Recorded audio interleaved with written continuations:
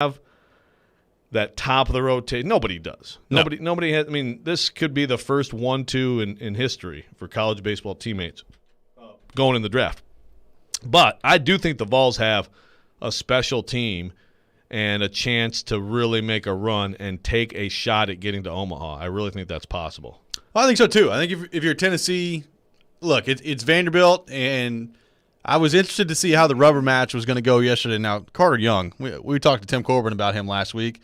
That dude is really good. I mean, he's been hitting the ball really well this year, but defensively, I mean, and I think you tweeted this yesterday. He is an MLB player right now, defensively, with how good he is. So it's not just Kumar Rocker and Jack Leiter. I mean, Vanderbilt's, they've got a lot of tools to work with. I still believe that they're the best team in the country, and I think when you start talking about the postseason, they're going to be right there again, competing for a national title. But I feel great about Tennessee too. Like you said, they don't have the pitching that Vanderbilt has, but I think if you're a Vols fan coming out of that weekend, this was the first SEC series that you've lost all season long. It was competitive. The game on Saturday was a huge response after Rocker shut you down on Friday. I think there's a lot to feel good about for Tennessee moving forward, to the point where, like, I think Tennessee is going to be right there all season long. Do they have enough pitching in the end to get it done? That, to me, is going to be the question. That lineup, they showed it. You leave some pitches, you don't hit your spot and execute on those pitches, and you leave some out over the plate, they're going to destroy the ball, and they proved that again over the weekend. Yeah, and you know what they need, really their most talented pitcher is Tidwell, who went yesterday, the freshman. I mean, he's a guy who could have gotten a lot of money, signed with Tennessee. You know, that's what you have to have. In the SEC, you know, Vanderbilt, at Florida, at Mississippi State, at Arkansas, they have a bunch of kids like that. And Tennessee's starting to get those kids because Tony Vitello is recruiting at that level. But Tidwell, who I actually thought yesterday I would have left him in longer than Vitello did, like, he's got to come on as a freshman, and because he's got major league stuff. Vanderbilt has injuries. You got to keep that in mind with the bullpen, but there's some concern. I mean, Luke Murphy, your closer, gets lit up on Saturday. He got put in a tough spot, you know, brought in the 7th. But, I mean, they really he was all over the place in the 8th inning, and then, of course, it leads to the game-winning grand slam. So, you know, the bullpen, the lineup, but the lineup is better than anybody thought, I think, and that's the thing about Vanderbilt. Like, they've got – it's not the lineup of 2 years ago when they won it all, but it's pretty darn good. What did you think of the comments made yesterday by Tim Corbin after the series? Said, quote, "COVID does not exist in Knoxville." Now, the full quote coming from Adam Sparks is, "This environment here, I don't know what we're doing in Nashville, but there aren't many empty seats at UT now. Let me just tell you, COVID does not exist in Knoxville. There are a lot of people here having a good time, and sometimes at our expense. We just needed to do our part and play baseball. They created a very good environment here for baseball, and I credit them." Yeah, well, so like the quote itself, COVID has done this in Knoxville. I'm like, oh, so he's ripping Tennessee. Yeah. You know, I was like, oh. And I will say, I would have liked a little more social distancing and masking than I mean, they require you to have masks in there, but, you know, there was, I mean, dude, I don't know if you saw the clip of the mullet. Oh, I saw. But my God, it was something. That's not germ-friendly. But in any setting. Yeah, right, exactly. At any time in the history of humanity, don't do that. But then you see the whole thing, and it's more like he's complaining about what's going on here.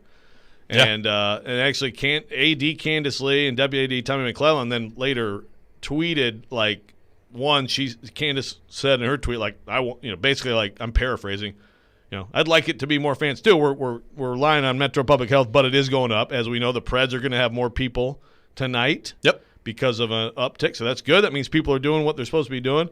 And then Tommy McClellan tweeted it'll be 40% capacity for a huge series against Mississippi State this weekend. So, but yeah, it was interesting. I mean, that was a kind of quote like you almost would expect from someone who just lost Sunday. Yeah. You know what I mean? Yeah. Like a little bit upset. But hey, that atmosphere was like, it was a difference maker, you know. And I don't know that it's quite been that here for Vanderbilt. And then Nashville SC over the weekend opens up their season against FC Cincinnati. It was interesting because we were in Cincinnati over the weekend, and we found our way to a spot where they were having an FC Cincinnati watch party. We didn't even know that. We just walked in the door, and we turned around, and there was one. So here we are watching the game in the middle of all these FC Cincinnati fans. And FC Cincinnati, they jump out to a 2-0 lead in the game. And really, after that, I mean, Nashville SC, they had the ball the whole time, and they were in the offensive part of the field the whole time. They end up tying it 2-2. I mean, the goal scored by Randall Leal was just unbelievable. That was insane. I mean, it's just basically the way I had some people around me describing it was like a loft shot in golf. It just kind of floated right in over the top. It's 2-2. I think at the end of the day, Nashville had 31 shots. 32. 32. FC Cincinnati had like 7. Nashville had 13 corner kicks. FC Cincinnati had 1. So you talk about just totally dominating a game. You deserve more than the point that you got with the draw. But all in all, like I think you feel really good about that season opening performance if you're Gary Smith and Nashville SC. Yeah, they obliterated the club's shots record, and I think they had 13 on goal. I think the record was like 6. Yeah. So you more than double that. 6 or 7. But basically double that, and I think the previous just shots record was like 20, 21, something like that. So that was fun, and it looked like the atmosphere there was great too in Nissan Stadium. So good. Yeah, you'd like to get the 3 points, but still pretty promising opener there, and maybe this team will be more just explosive offensively. So good defensively last year. That was a key. That's usually the key for an expansion team in any sport to do what they did, actually get in the postseason and do damage, but maybe a little bit more offensively fluid this year. And we talked about the goal from Randall Leal. He gets the goal. I mean, he closed out last year on a tear. We talked to Jamie Watson about that last week. I think he had 4 goals last year. He's going to score more than 4 this year. I mean, that dude is unbelievable. I mean, that shot was great. Yonder Cadiz scores as well. And I'm looking here at like the stats of possession on the ESPN app, and it says possession 58% for Nashville, which, I mean, that's a good number. If you would have told me possession in that game was like 79% for Nashville, I'd be like, yep, that makes sense. Yeah. I mean, they literally had the ball the whole time in the second half. It was unbelievable. Yeah, so I don't know. Like, obviously early on it's like boom, boom, and you get smacked in the face, but they look like a better team, just flat out a better team, and that's, of course, one of their rivals, and they'll see them again. Yeah, and I was interested to see, like, the rivalry between FC Cincinnati and Nashville SC. It's been heated, especially between the fan bases. I mean, you had the rivalry in the USL. This was the first meeting at the MLS level. I think this could be the start of something pretty cool between FC Cincinnati and Nashville. I know this. Based on where I was watching the game on Saturday, people not very big fans of Nashville SC in Cincinnati. So the feelings are mutual. A lot of hatred there. I like it. Well, both cities were competing for the bid for one thing. So you go back to that. Was there a particular player they don't like? No, it was just basically everybody they were yelling at. Just ripping like Nashville and hot chicken and whatever. All that stuff. Now, they didn't have a whole lot to yell about in the second half of that game because they never had the ball. So it was basically just like a sense of dread the whole time watching the FC Cincinnati fans watch the game, and then they all like stood up and cheered when the draw came. It was like they were holding on for dear life just to get the point. But I thought pretty impressive showing by Nashville FC. You play that way, you're going to win the majority of your games. You're going to feel good about the results more times than not. Was Chase McCabe in there with like his Nashville SC scarf? Like I told him to go like running down the middle there and and just move people out of the way, but he didn't. Starting some stuff. You don't want to mess with Chase McCabe. Chase shouted, "Come on, you boys in gold!" just in the middle of all the blue and orange. Yeah. Did he? Not really. We told him he should, though. Yeah. Just get the whole place turned against you. Yeah.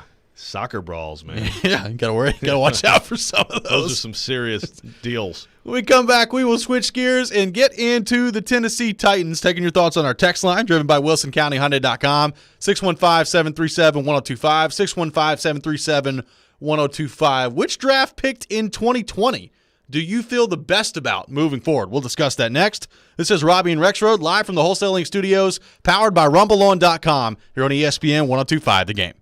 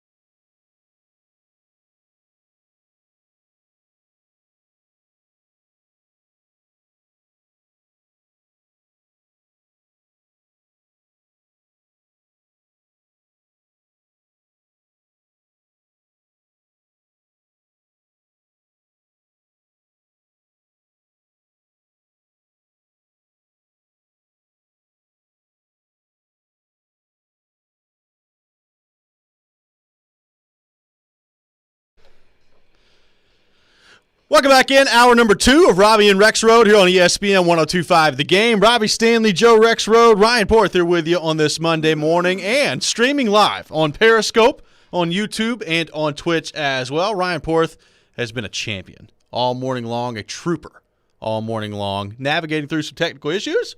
We've got it done now streaming once again on Periscope, on YouTube, and on Twitch as well. Got a lot still to come on the show at the Rex Rant. Coming up at 7:45, the second edition of the Rex Rant. Looking forward to that. Corey Curtis from News 2 at 8 o'clock joining the show. Darren McFarland at 9 o'clock, host of Darren, Donick, and Chase. And as always, taking your thoughts on our text line, driven by WilsonCountyHyundai.com, 615-737-1025, 615-737-1025. Wayne from Spring Hill on the text line asked, Robby, did you get any bad looks when you cheered for a Nashville SC goal on Saturday at Cincinnati? Yes, I did. When Randall Leal scored that goal, I stood up and was like, oh, my goodness. And people were not very happy with me. That's okay. Really? They got over it. Did anybody say anything? They didn't say anything. It's just looks. Just give you a little nasty look. That's Okay. all it was.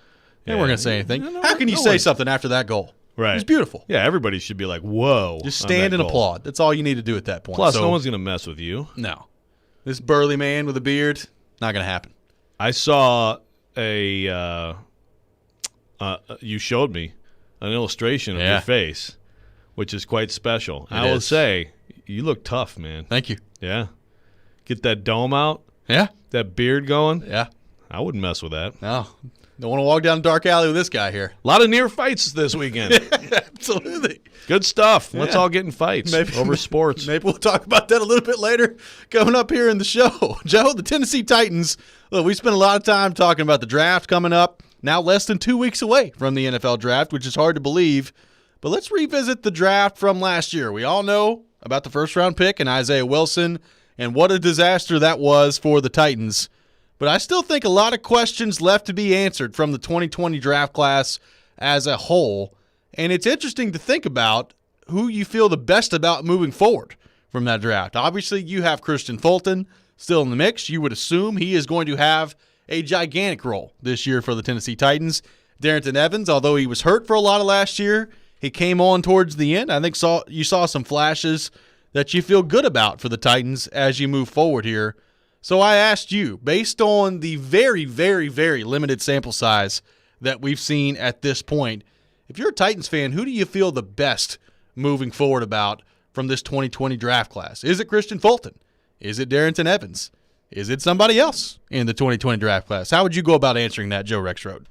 First of all, I know you're going to be shocked by this. Also have about 2,600 words on the Titans up this morning. Oh, so, yeah. Yeah. That's a busy weekend for you. I mean, Porth's not bringing my little promotional disco song up, but it's not. It doesn't quite warrant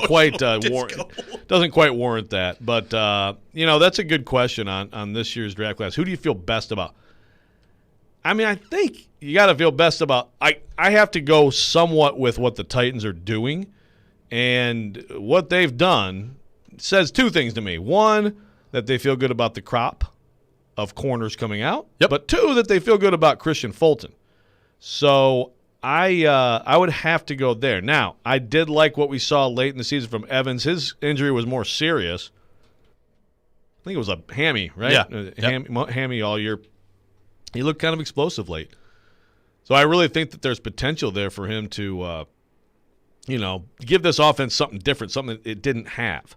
But I would have to go with Fulton. I don't think Fulton looked bad last year. I mean, certainly there were, he got beat at times. I don't think there was a great evaluation of him, but I didn't come away from last year saying, ooh, you missed there. Right. It just really that, okay, he's got to step up now. There's no doubt about that. I don't think they do the stuff they did if they don't think he can do it. I don't think so either. I mean, a lot of the story with him is just health and staying on the field.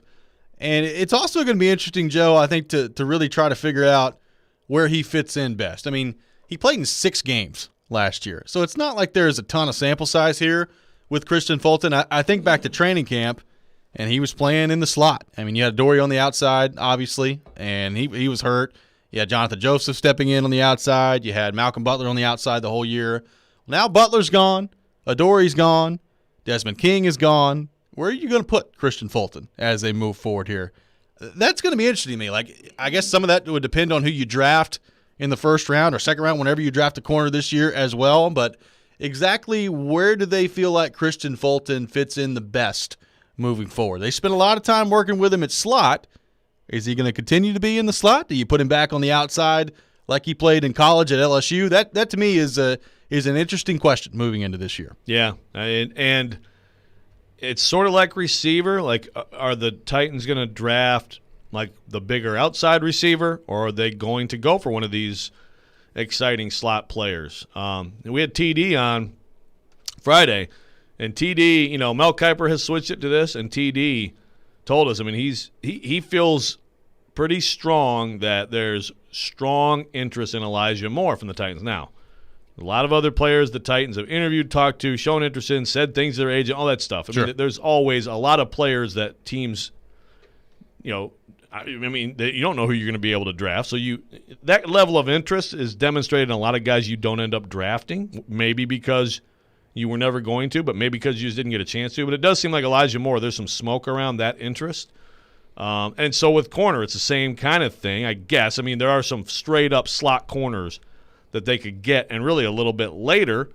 And then there's more of the traditional outside guys like a Newsome, who could be there for them. And so who they draft may shed some light on what they think about Fulton. I could see it either way with him. I could too. I just look back at the tape at LSU. He played really well on the outside, and the thing we talked about him all last year though was he can run, so that's a good matchup in the slot too. So I'm interested to see how they go about handling that. Darrington Evans to me is when you think about the need they have at tight end this year with Jonnu Smith leaving. You've got some questions at wide receiver about what you're going to do there. I think an aspect of this offense, if I'm Todd Downing, that I don't think is getting enough attention this offseason is exactly what are you going to do with Darrington Evans? Like, what sort of role is he going to play? I think we saw some flashes towards the end of last season that kind of get you excited if you're a Titans fan. There was some shiftiness in his game.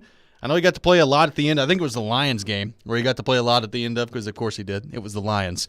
But, yeah. He got some carries in the game, a couple of catches. Had a touchdown, receiving touchdown last year. Like, I think there are some elements to him that you think, okay, if you can stay healthy, like we know exactly why the Titans drafted you where they did. That brings a different element to this offense that they've not had at this point. I would assume, based both on the 17-game schedule and the workload that Derrick Henry just had this past year, if he can stay healthy, you're going to see a significant uptick in snaps from Darrington Evans per game. That would be the way that I would think the Titans go about handling that. What sort of element can he bring to the offense, especially receiving the ball out of the backfield, in the slot? And if he becomes proficient in that area and you can trust him, I'm interested to see how Todd Downing kind of adapts the playbook and adapts the offense to that skill set on the field.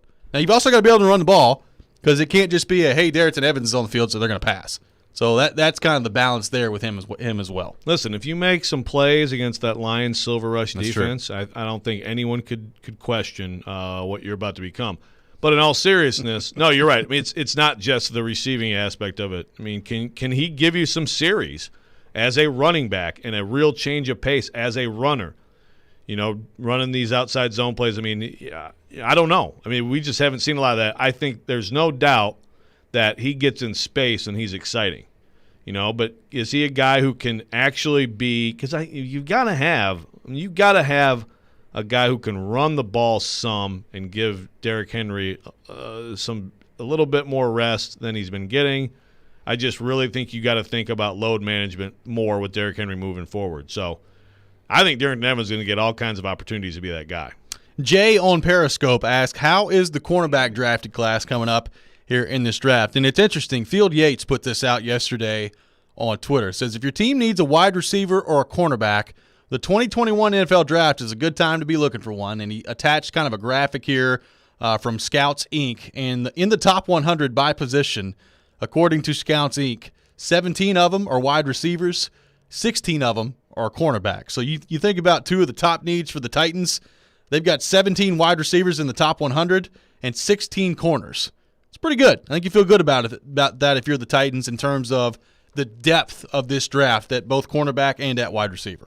Right, so you could certainly make the case. You don't have to go right there. You could you can go somewhere else that maybe isn't as deep and then still do quite well and maybe get starter quality players at those positions a little bit later. Now, all that said, we don't know the big board. And if the big board says Elijah Moore is number one, then take him. Yeah. Rashad Bateman is number one. Take him. But certainly you can strategize if you're the Titans, and if there's not a big difference between a lot of these guys that are going to be like third rounders, well, there's a great opportunity to trade back. If you can pull it off. If anybody wants to move to 22 for whatever reason, that's the thing. You have to have someone who wants to get into 22 for a particular player. I will say this, on the cornerback class, for one thing, I would advise anybody to read Dane Brugler's monstrosity. Yes. But I've thought more and more about his mock, which is Christian Barmore, and the more I think about it, the more I love that idea. Even though you have a surplus now up front, and if you can disrupt like that, like he and Autry and Simmons might be able to do this year, everyone else is better. When we come back, we'll continue the discussion on the Tennessee Titans and looking ahead to the draft. How important is this draft for John Robinson to hit on? And if he doesn't, how much could this set the Titans back as they move forward here? We'll discuss that coming up. Also, an over-under of win totals has been thrown out there for the Titans as well. Do we buy it? We'll discuss all of it next. This is Robby and Rexrode here on ESPN 102.5 The Game.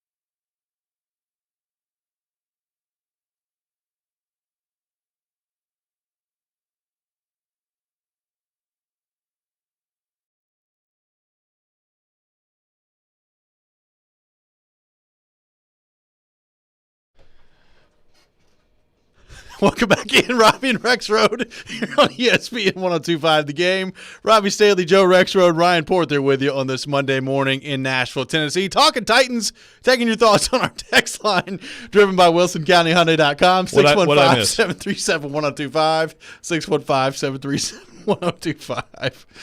Oh, Ryan Porth. What'd I miss? I don't have enough arms back here. We just hit a button. I hit a button and it ended up being the same bump music as the show theme. So that wasn't the bump music we were aiming for, but it's all right. It worked out. It's a good jam. Yeah, it was a good jam. I mean, it's better than a lot of choices Porth makes. So wow, jeez. I mean, Elijah comes in Friday. He's playing me some Tribe Called Quest, some Steely Dan, you know? The Beck beer can. Well, don't worry. The Beck version of beer can. I mean, this week you've got some Luke Combs to look forward to. We're going to toss in a few country favorites this week just for you. Yeah, and hopefully some Blink-182. Yeah, we can get that done as well. I sent somebody sent me a TikTok this weekend of somebody doing a dance in a Blink-182 shirt. I immediately thought of you. Really? Yeah.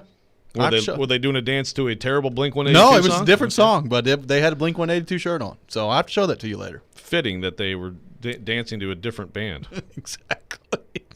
So right now, talking Tennessee Titans, we've talked about the 2020 draft class. And look, right now, it doesn't look pretty. Your first-round pick is gone, and it's not even been a calendar year since the draft. And you're moving ahead with still a need at right tackle somewhere along the line. And you thought maybe you had that figured out for the next 5, 6, 7 years with Isaiah Wilson when you drafted him. And obviously we know how that turned out, and that is not going to happen for the Tennessee Titans. Still, I think a lot of questions to be answered with Christian Fulton and with Darrington Evans as well. Obviously, this draft coming up is huge for the Titans when you factor in the salary cap, the subtractions that you've made this offseason because of money, and the decisions that you've had to make with Corey Davis and Dory Jackson and Malcolm Butler. I don't think there's really any way to slice it. I mean, at cornerback, the Titans right now are very weak, and there are a lot of questions that you've got to answer, and the draft's going to be a big part of that. Same thing at wide receiver as well. Same thing at tight end as you move forward here. My question for you is, what percentage rate does John Robinson need to hit on this year in the draft? And if you have a draft, then maybe it's not as disastrous as last year's appears to be right now, but it's not great and can't come in and contribute right away. How far back does that set this team? How far back does that set this franchise in the grand scheme of things when you're in a window to win right now with Ryan Tannehill and A.J. Brown and Derrick Henry? Well, again, we just talked about two guys from last year's draft class who didn't contribute much to 2020 who could be big in 2021. So you could have some guys from this draft class who in 2022 take a step. Yeah. That happens, but I just don't think you can afford that to be across the board. You have to have – I think you have to have a starter at corner. I think you probably have to have, if not a starter, then at least a heavy usage receiver. Yep. And you have to have, to me, you have to have an edge who's your three, but is the three. You're ready to play and you are the third guy. Right now it's Bud Dupree and Harold Landry and some of the same guys, who were in the mix last year, but you've got to improve on that. And then we haven't even got to tight end. I know. Maybe the most interesting one out of all of them. You could be drafting your starter. Now, I don't think right away, probably, but maybe. Maybe, that's another position. Just like all these, maybe there's someone you value. The conventional wisdom on tight end is one guy up here and then you got a gap, and then maybe like a Pat Freiermuth next. But, I do like the idea of Hunter Long from Boston College, but maybe there's someone the Titans really love and they go higher for that person, and that person becomes tight end one pretty quickly. That could happen. You got to have at least someone who's contributing, right? So there's 4 spots where you have to have rookies come in and help your team, and then we'll see on offensive tackle. And, hey, some people are talking about the Titans taking Tevin Jenkins in the first round. I know. That would be I'm sure that would be quite an interesting reaction around here if you go offensive tackle first round again. Be very popular. But I'll say again, if your big board says it, you can justify it. Now, I think that may be one of those situations where it's like, okay, but how is there a gap in the big board, or does need have to be taken into account because there are some. That's a pretty deep position too, offensive tackle. But at some point, I would expect to see an offensive lineman, and the only question really for this offensive line, as long as everybody's healthy, is right tackle. Do you feel good about Lamb/Sombrilo at right tackle, or do you feel like you need to have a rookie come in and eventually be the starter there? You may have 5 spots that rookies start. Yeah. Well, no, I would say you could have as many as 4. Time. Yeah. I mean, the starters at edge are locked in. But everywhere else, you could make the case that 4 rookies could eventually start for this team. No way, I think, on week 1, but eventually this season. I think so, too. And it's interesting to me, like, we've talked about the needs that the Titans have, but also, like, I brought up the graphic that Field Yates mentioned yesterday on Twitter about how deep this draft is at wide receiver and at cornerback. And it's interesting, like, and I didn't even talk about the other 2 positions that were on that board, but it's offensive tackle and defensive end as well. They've got 11 in the top 100 at all offensive tackle, 9 at defensive end. So all of these are needs that the Titans have and areas that they could go. I just wonder if you're John Robinson looking at this and you've got him ranked close to the same in terms of the number of prospects in the top 100 at those positions. Like if John Robinson and the Titans have those ranked similarly, I still think there's going to be a lot of consideration given to trading back and getting more picks in this draft. I mean, if the draft is that important and you're going to have people coming in and hitting on these draft picks and you're going to need some good players coming in, like why not get more picks? Unless you're just in love with Elijah Moore and he's there at 22 and you feel like if you wait any longer, like he'll be gone, then you have to stick at 22 and make that pick if you're the Titans. But the more I look at this, the more that I see these mock drafts coming out and the depth at some of these positions that the Titans could be drafting at, the more I think it's likely that they do trade out of 22 and try to get some more picks. Right. If they have a trade partner who wants to get in there to get somebody. Like Elijah Moore, to me, they could love him. They could take him at 22, but I bet you they could get him at 30. Yeah. So that would be now Christian Barmore? Maybe not. If they love him and he's there, they might be like, oh, God, you got to do it. Or, I don't know, Azeez Ojulari. Yeah. We've talked about him a ton as an edge option. It was talked about a lot more before they signed Dupree. But, again, it's just like any of those guys could be the guy who convinces them to stick. And I'm with you that if you could get a 5th in the top 100, you could do very well for yourself. And it's clear that John Robinson's moves to here have been with the depth at those positions in mind, right? I mean, he has set himself up to take advantage of the best parts of this draft. So, Joe, an interesting over-under has been set for the Tennessee Titans next year. Now, obviously, it's early. The draft has not even taken place yet, but William Hill has set an over-under win total for the Titans at 9.5. So, you got to remember, a 17th game next year as well. So, you're adding an extra game. The over-under at 9.5 for the Titans on William Hill. What do you think of that? Is 9.5 fair in your mind, coming off of an 11-5 year, a division winner, and adding to your pass rush so far this offseason? Who's William Hill? It's a sports book. Oh, there's so many books. Yeah. That's 9.5. That's probably, again, you got to remember, 9.5 in the 17. Yeah, it's different. So it's 9-8 or it's 10-7. If you go over under on this half either way. That's probably about right. Now, could the Titans, if the Titans have what's perceived as a great draft, does that move? How much do these over-unders move after the draft? That's an interesting question. I don't know. Like right now. What if they go from like 9.5 to 8 after the draft? That doesn't feel good for the Titans. That wouldn't. Yeah, you wouldn't like that. Just take all offensive tackles. Yes. Like for example, the Jaguars. I don't know what it is, but I'll just guess it's like 3.5, right? But then, see, the problem is everybody's already assuming Trevor Lawrence. I was going to say, so then you add Trevor Lawrence. Does it become 5.5? Well, I think if I remember correctly, I think it was 6 for the Jags. I think that was it. Yeah, Lions and Texans were 5. Yeah. That sounds right. Jacksonville was 6. 6. And again, so people love Urban Meyer coming in there, baby, with right. Trevor Lawrence. But that's also got to be because everybody knows they're taking Trevor Lawrence, yes. right? Okay, so I'm trying to think of another team that could, let's take. I guess you kind of expect the Jets to do what they're going to do. So that over/under is probably based on Zach Wilson. Well, what about, let's say, like the Patriots? They move up and get a quarterback, whether it's Trey Lance or whoever. They come up and get a quarterback. How much does your over/under total change going from Cam Newton to a rookie quarterback? Maybe along the lines. Does the rookie quarterback play under Bill Belichick, or do you go with Cam Newton no matter what? It's interesting. I'd probably give him a game bump if I they would got too. a Lance or a Fields If it's the quarterback instead of Cam. If it's the Cam Newton we saw last year, Yeah, boy. Yeah, I'd probably give him about a game or so. But I guess then you go later in the first round for teams that have been winning. I mean, you're probably not gonna. I mean, I guess what, if somebody get like Jamar Chase or somebody gets Pitts, Yeah. you immediately look a lot better, right? Absolutely. Like Miami gets Pitts. Do they get a game bump? I would hope so. Guy's pretty good.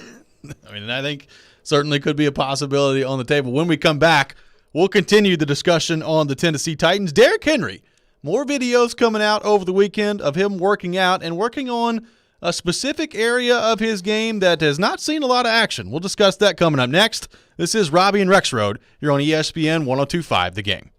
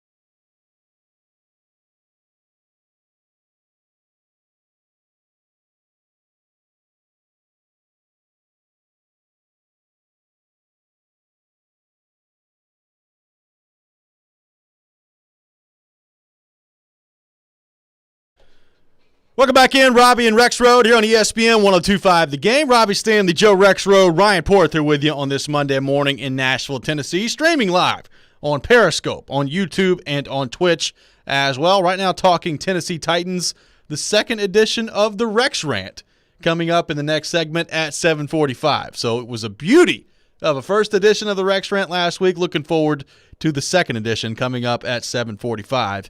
Joe, another video coming out over the weekend of Derrick Henry and his workout sessions. Now, we talked about the last one that came out where he was doing some variation of a push-up on some bands with a chain around his neck, balancing his feet on an exercise ball, and it was very impressive looking. It also looked very uncomfortable and very dangerous from my perspective. Now, Derrick Henry, obviously much more well-equipped to handle workouts like that than you or I would be. But another video coming out over the weekend of Derrick Henry actually on the football field, and he's running routes out of the backfield. He was running some fade routes, some option routes over the middle, some out routes along the sideline, and catching the ball pretty well. We've talked about this a lot with Derrick Henry and adding to his game with being a receiver out of the backfield and being able to catch the ball and be utilized in the passing game. It's not really happened up until this point in his career. Is it something now with Derrick Henry in the passing game that you even care about anymore if you're the Titans fan? Like, as good as he's been on the ground and as dominant of a weapon as he is, like, do Titans fans even care anymore that he's not utilized all that much in the passing game? Well, I mean, obviously he can be great without it, but, hey, good for him for working on it. And I think there's room for a little bit of that in this offense. I mean, it's just like you said with Darrington Evans. You want him on the field to not be a complete tell. You know, you want Anthony Ferkser on the field to not be a complete tell. You got to use guys in different situations. Derrick Henry, here and there was something other than just a screen. Hey, why not? I mean, anything that can get him the ball with any kind of space is enticing. Now, do I think there's going to be a huge uptick in that this year? Probably not. But, I mean, good for Derrick Henry for working on that stuff. I watched a video, and I did think back to, like, his rookie year, like even in training camp. This guy's come a long way in terms of, you know, just like you said, some of those option routes and the shiftiness. I thought he looked pretty good out there. Looked pretty smooth catching the ball.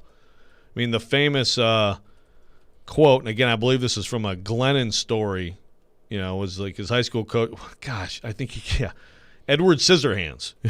Yes. In high school. Yes. To this now. I mean, working on your craft, man, it's how great players stay great and how good players become great.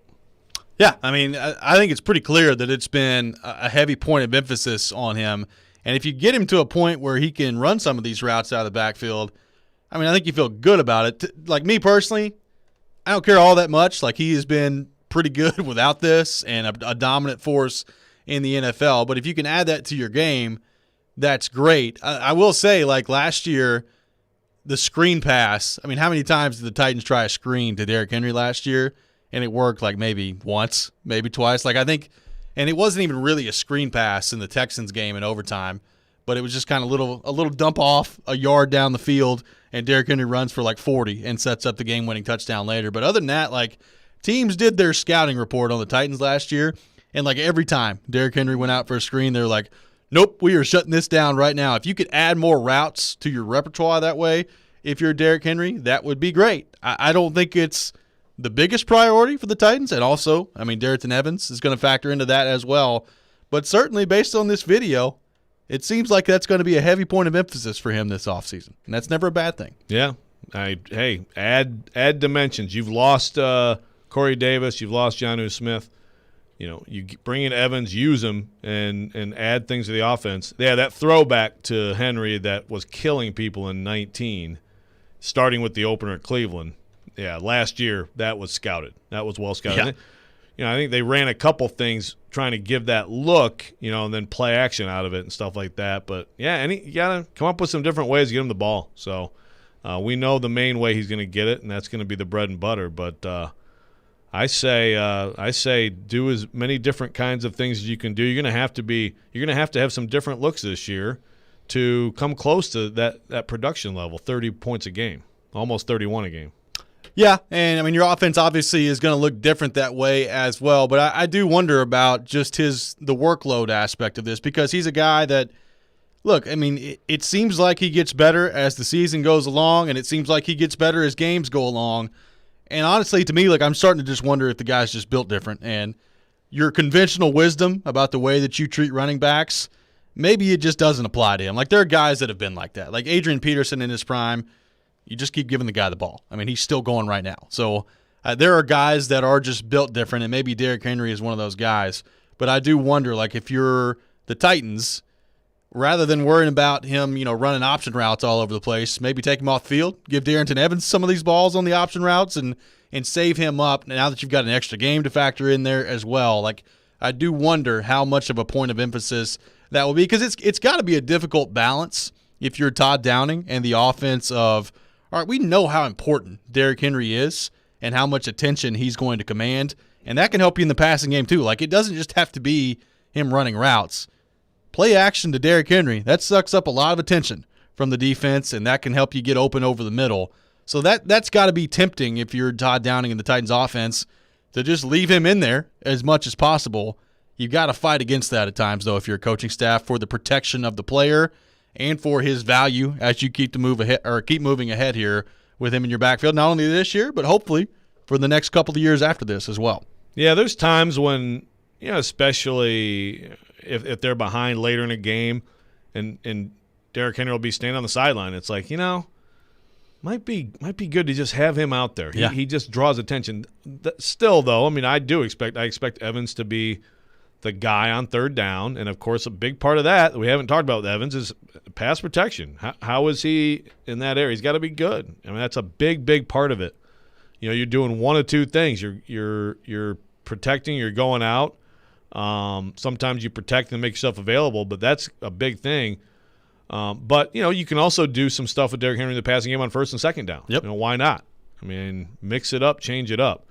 But yes, overall, look, I agree that he right now has a look of just a different kind of guy, and maybe Frank Gore, another guy who just is ageless and has taken so much punishment over so many years and still going. It's a rarity. He looks like that guy right now, but it's still pretty early, and I just wouldn't mess around with it. You got 3 more years of Derrick Henry on this deal. I can't imagine that you could get out of it after this year. It wouldn't be too painful, but I can't imagine the Titans will want to. No. So in those 3 years, I think you think a little bit in terms of course, trying to win every Sunday, but you think a little bit in terms of, okay, how can you maximize those 3 years? It's going to be interesting. Like, if you're a defense and, like, the first snap this year, Derrick Henry comes out and runs like a 12-yard out route and catches the ball on the sideline, how terrified are you at that point? Like, his transformation to human cyborg at that point becomes complete. Like, there's nothing you can do anymore. I'd like to see like a Derrick Henry wheel route, a play action and just, go chuck it 45 yards down the field. You don't think he could, high point some could. unsuspecting safety? I mean, I think he probably could. And, hey, how about some more Derrick Henry jump passes? Hey. We haven't seen that since Baltimore, have we? No. I thought we might see it in the overtime game against Houston, but it was just a regular old Wildcat formation, run up the middle. It was good. Yeah, he didn't throw it all last year, right? I don't think so. I don't think he threw it one time. See? So he's 1 for 1.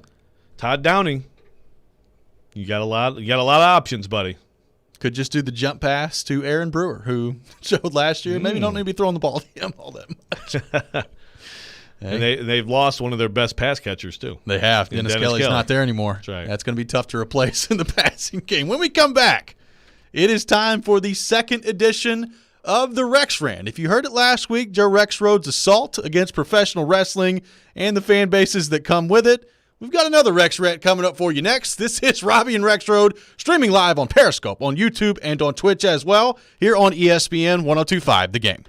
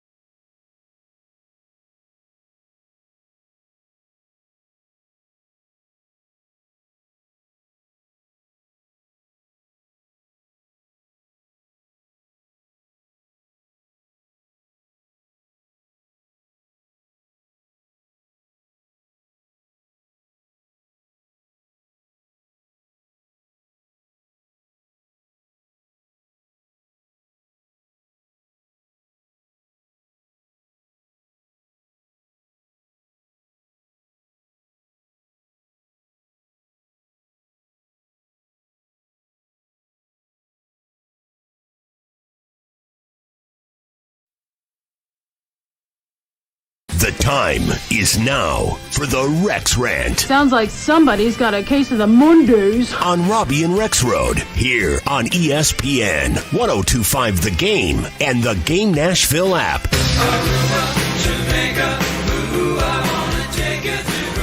Oh, yes. It is time for the Rex Rant here on ESPN 102.5 The Game. Robby and Rexrode being welcomed back in. A little Kokomo action here. Joe Rexrode, your favorite song, your reaction. Oh, my gosh. Now you really got me mad, Porth. Just fired up. Way too much support for Kokomo last week. It's a my good song. second online poll. Way too much support for that. You know, if you could mash up, again, Bobby McFerrin, Don't Worry, Be Happy with there, you'd really, I might not even be able to talk during this segment. It's a good song, man. I love it. Oh, God. Joe Rexrode, the second edition of the Rex Rant. Last week, a tirade against professional wrestling and the people who act like it is a legitimate sport. And that includes some of our good sports writer friends here. You got Vengan all upset last week. He was flustered in his call-in last Wednesday. Now the second edition of the Rex Rant. Which way are you going today? Well, listen, I could spend an entire show on this. I really could. And I promise you, this was going to be my thing before the events of yesterday that I'll tell you about on the air. But the reason that I thought to do this now is because I don't know if you saw this story, but you had a dad shoot an AAU coach in Ohio, Sandusky, Ohio. And I think the coach is okay, but it was over his kid's playing time. Yeah. Okay. Just crazy. Just absolutely insane. And it brings back something that has been, as a parent, has been a real nauseating part of being a parent, which is some parents at sporting events. I don't know what has happened in this world. You know, it's brutal. It's so different from when I was a kid, and I know it's like good old days, and everything was just so hunky dory. But I swear, I've thought about this in terms of my parents, and I'm going to thank my mom for this week, and I wish I could thank my dad, but they took me to practices, they picked me up, they said, "Be a good teammate." There were times I should be the starter, or I shouldn't be splitting time at quarterback, or why did I get benched or yelled at or whatever? Never, ever did they ever think to say anything to a coach. Yeah. I mean, it's ridiculous. Never once. It's good luck. Work hard, and we'll come to your games when we can come. And, for whatever reason, and maybe it's because, everyone needs a scholarship because I don't know what it is, but it has become unbearable with some parents. So yesterday, now look, as a parent of kids, I also have struggled at times to get them to. I mean, to me, it's the message is play hard, listen to your coaches, be respectful of your coaches, of the other coaches, of the officials. Don't talk to the officials. Celebrate with your teammates. Don't bicker with your teammates. And look, all these things they're hard to impress upon your kids sometimes. Sure. So I have a kid who is a very emotional player who sometimes does not do all those things. Yes. Okay. So yesterday we had a flag football game. I was very similar. Yeah. Look, I mean, hey, I was a bit of a trash talker, especially on the basketball court. I mean, I get it, but you got to respect adults, especially. So yesterday we had a flag football game. Let's make this long story as short as possible. Our team won. Brennan celebrated probably a little too much with a let's go, and he's running down the field. A parent who was sort of like one assistant of the other team bumped him, okay?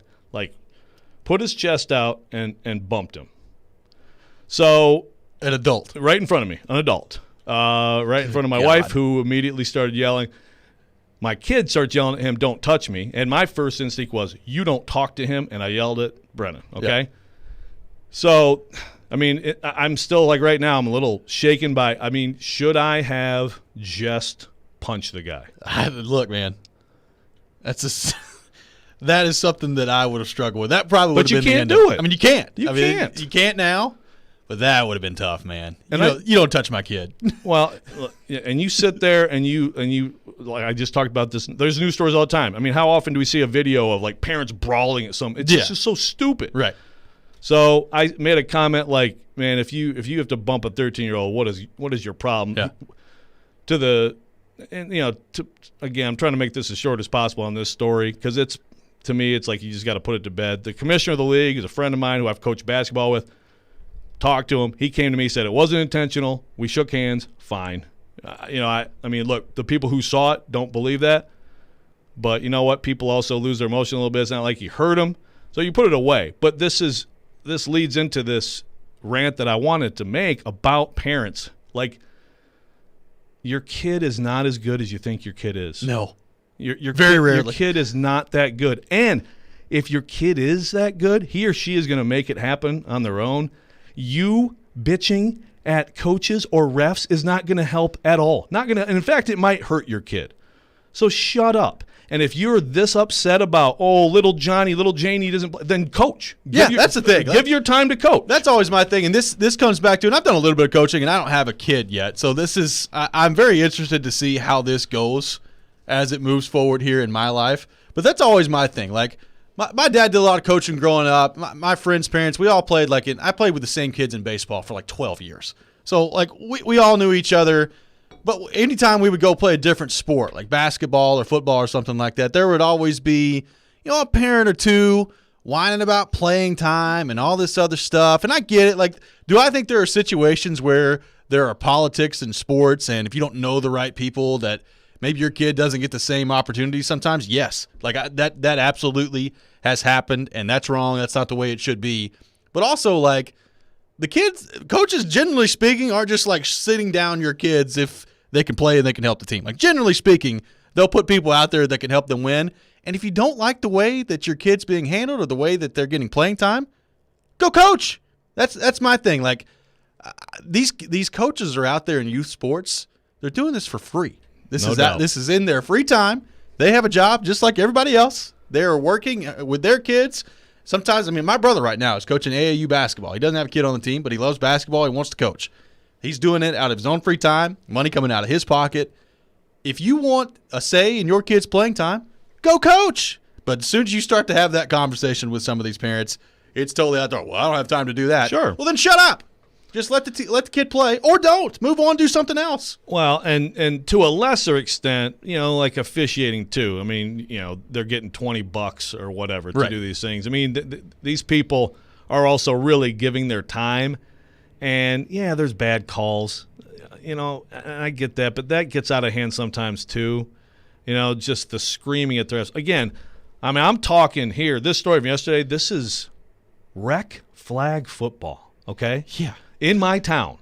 So, first of all, these are a lot of kids who are friends, and they're going to, if they continue, I know Brennan, he's going to be working out to play freshman football all summer with a lot of these kids. They're going to be on the same team. It's to go out there, to have some fun, to work on your skills, and it's seriously being treated by some people like it's absolute life or death. It's Super Bowl. And look, it's hard for kids not to be in that mindset. Yeah. And we've all been there. We've been 12, 13, where some game means some little league game or whatever means everything, and it's sometimes especially against your friends because the trash talk will be at school the next day. But how do parents get there? That's it. I understand. Look, I understand being fired up for your kids and wanting them to do well. And look, I'm competitive. Like, when I'm watching, my little brother play a sport growing up, I would get into it. I'm not going to sit here and act like I've never just looked at a ref and been like, dude, that was an awful call. What are you doing?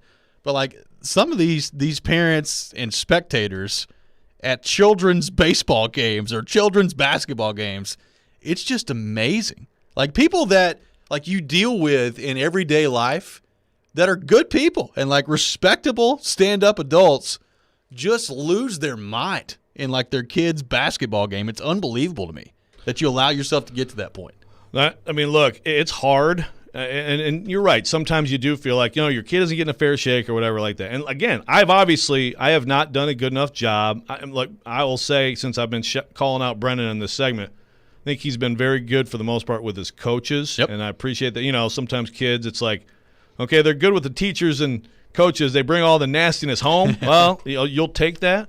Obviously, I haven't done a good enough job. But, man, one thing that I have done and I will do until we get through my daughter's high school and everything, like I will never go to a coach and say, hey, you need to play blah, blah, blah a little more. I mean, just make that just sit back, support your kids, and leave the people who are actually giving their time alone. I mean, that right there makes youth sports a better place. It still doesn't change the emotion of adults at these games. Sure. I don't even know. I mean, it's just things have gone crazy. Sure. And, I mean, it's one of those things, too, like if you're going to the coach, like complaining about your child's playing time, like does that ever work? Does any coach be like, oh, you know what? Now they're going to play. I'll be playing all the time. Like I've never seen that be like, yeah, but you know what? You're right. I'm just going to sit here and I'm going to play them every snap now. Unless you like threaten violence, I guess so. But right. I mean, to me, all that's going to do is hurt your kid. And that's not fair. The kids should be able to decide this for themselves. And like you said, coaches understand who's on their team. And, yeah, sometimes there's politics on it, but my gosh, I mean, the percentage of that actually being real versus how much people talk about it, it's a fraction. It's a tiny, to me, percentage. I mean, look, I mean, covering college sports, I've spent a lot of time on the phone with dads of quarterbacks. Sure. And that's an interesting group. That can be an interesting group, now some wide range in there. But even that, you're talking about kids who are at a high level, very rare. And I think just a lot of parents think their kids can get there. Look, I'm not saying put any ceiling on your kids, but you've got to understand. There's got to be a dose of realism in here too. Yeah. Not every child is Patrick Mahomes. Exactly. So anyway, I like that it. That was the rant. I wish it could change and get better. I think all you can do is just try to do your part as a parent and don't bump kids. No, please try to avoid that as we move forward. I mean, develop a sense of adulthood, respectability. At some point, that would be great along the line. That is today's edition of the Rex Rant. Looking forward to it next week. You can hear the Rex Rant every Monday at 7:45 here on Robby and Rexrode. When we come back, we'll be joined by our good friend Corey Curtis from News 2. We'll get into the Titans and the Predators with him. All that coming up next. This is Robby and Rexrode live from the Wholesale Link Studios, powered by RumbleOn.com. You're on ESPN 102.5 The Game.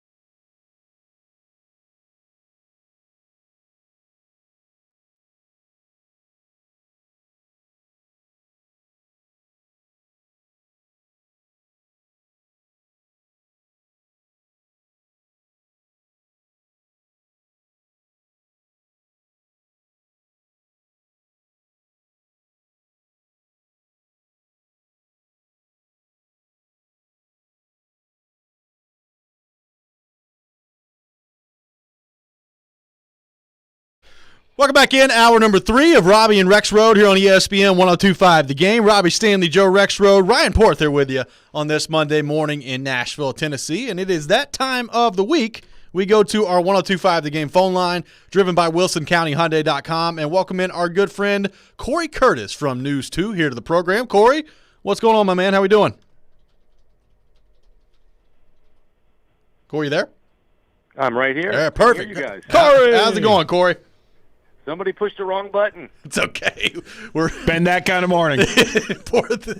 we're getting through it here this morning on Robby and Rex. So, Corey. Got the blue wire, That's not the red wire. Oh, nice. Very nice. Corey, we were talking earlier in the show about the 2020 draft class. Obviously, Isaiah Wilson is out of here. Yeah, it is a great one, isn't it? Who do you feel best about in this draft class moving forward? Christian Fulton, Darrington Evans, somebody else? Like, if you're a Titans fan right now, who do you feel the best about moving forward out of that draft class? Well, I feel best that Isaiah Wilson can't do any more damage. Okay? That is true. That's number one. But I would have to say Christian Fulton. We haven't seen much from any of these guys because they were all injured. They were all injured along the way. But Christian Fulton was a guy who I thought had first-round draft value for the Titans. Played some minutes for them, and I still think, can be a starter for them. So I don't view that as a very difficult question at this point. And frankly, it better be Christian Fulton because the running back who they drafted in the third round, if he's playing significant snaps along the lines of Christian Fulton, it means that Derrick Henry's done for the season and this team's in trouble. Ooh, there's a daunting. You took it to a dark place, Corey. You did. Right away. You asked a question, and I just was spelling out the answer. That's Don't true. like the way the letters are assembled. Make a new bolus. I like that. Yeah, well, I agree. Fulton is I think one of the most important. I would say Fulton and Dupree are the two names I would probably put at the top of the importance list defensively for this team, right? Because there are a lot of other guys who are very important, but those two guys have to perform if this defense is going to take a step forward, right? Yeah, they got to play at a high level, absolutely without questioning. And Jayon Brown needs to stay healthy. And we talked about this last night on Sports Extra. With the way they've handled free agency, they could take a tackle early, but they really look like they're poised to go receiver corner in either order to me, because they've had more than one leave at each position, and they've really only replaced each with one at those spots. And there should be plenty of good players at those spots in those first couple of rounds. So we'll wait and we'll see on that, because I think there's no way that a rookie isn't going to have to come in and play meaningful minutes in the secondary.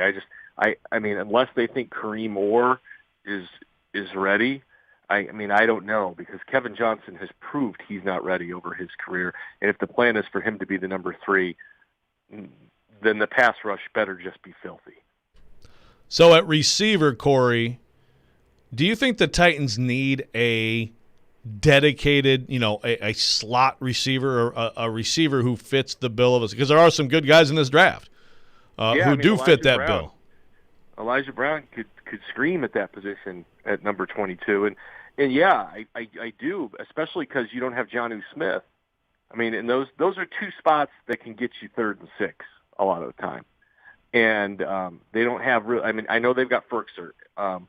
And we like Ferkser. He gets open, he catches the ball, but he doesn't have the athleticism that Jonnu Smith had. And Adam Humphries is gone.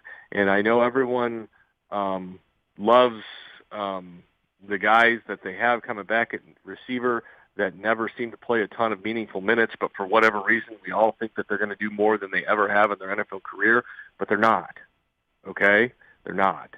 They need to bring in a body. They need to bring in a body of substance who can produce at a high level, because, this team has lost 2 really talented players. Well, actually 3 really talented players. Humphries was hurt, and so it didn't work out. But Corey Davis is really talented. Jonnu Smith is really talented. Adam Humphries got $9 million for a reason a year. And those 3 guys are all gone from the roster. And if your only plan is to replace them with Josh Reynolds, that's not an equitable exchange. Okay, you got to bring somebody in, and you got to bring somebody in with some ability, or A.J. Brown's going to be running with 3 bodies hanging on him all over the field. Corey Curtis from News 2 on the line with us, driven by WilsonCountyHyundai.com.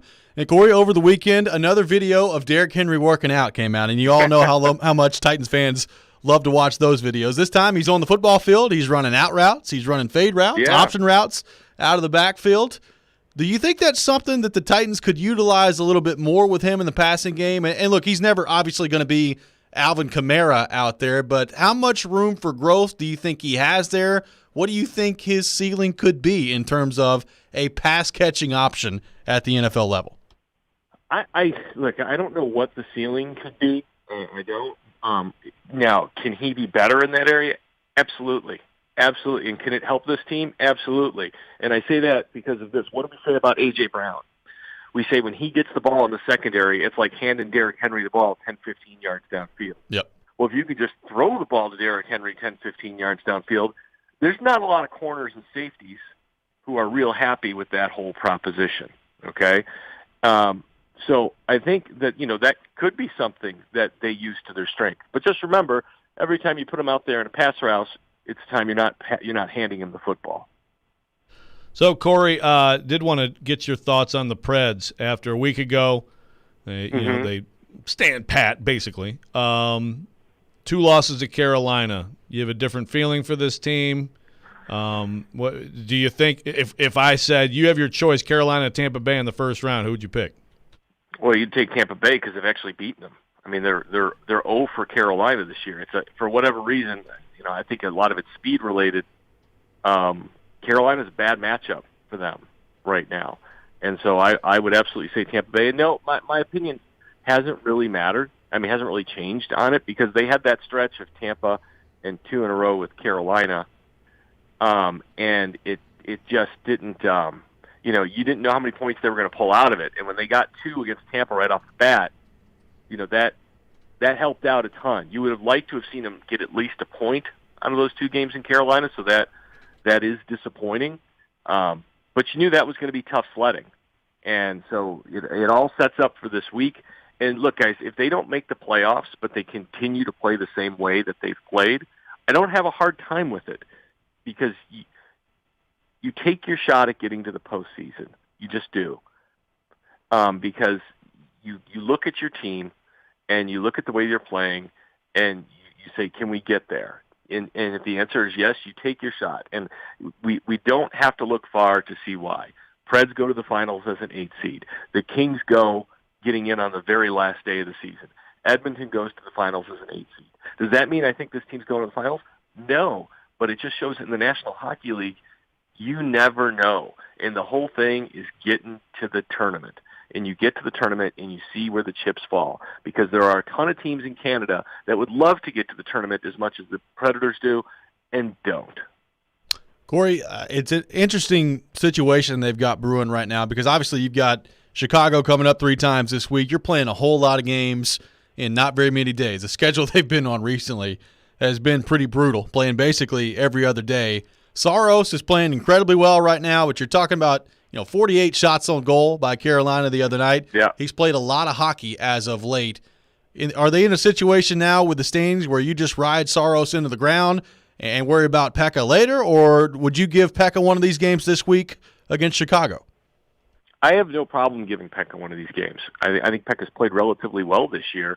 And look, I'll always be a Pekka Rinne guy. So if you're always going to ask me if Pekka Rinne should play, I'll say absolutely. Right. Put him in there. I do not worry about Pekka Rinne playing a game. And, it's hard because if you were a few points clear, you could say, yeah, it's time to give him some time down. But we know the season's on the line this week. So, maybe you ride Saros tonight, see if the hot streak continues into this one. If you get your 2 points, then you feel a lot better about giving him a day. Because I understand you don't mess with a guy on a heater, right? You let him run, whether it's at the craps table or in goal, because teams ride a hot goalie for a long time. And look, this is not 35 years old. He's a younger guy. And I think, John, I'm astounded by how little they've practiced and the level of their play. And he's given them a lot of leeway with that, and they've rewarded him with the effort. And so, that includes taking the goalie off the ice and giving him a rest for the day. And this schedule is much the way a playoff schedule is. And I remember when they made that, run to the final, and Pekka was playing every other day. And that's just the way it is. So, I would say, probably ride Juice in game one, and you get your 2 points and go with Pekka in game two. And then if you lose, if you think that Juice needs some juice, you could still rest him. But if not, then maybe you ride the hot goalie one more time. Corey, we just hit on a topic that I could do multiple shows on, and since you hair. Well, that is great hair. It is lovely. My goodness, you get the lettuce is fantastic. Well, that's another day. But today, okay. And since you and I are of similar, age or so, I can't believe what has happened around youth sports, and I'm amazed as a parent around it. Some of the stuff I see. Why do you view it as way different from when we were playing, and why do you think that is? If you do agree with me. Well, I need more perspective on what your question is. Basically, the way parents behave surrounding youth sports.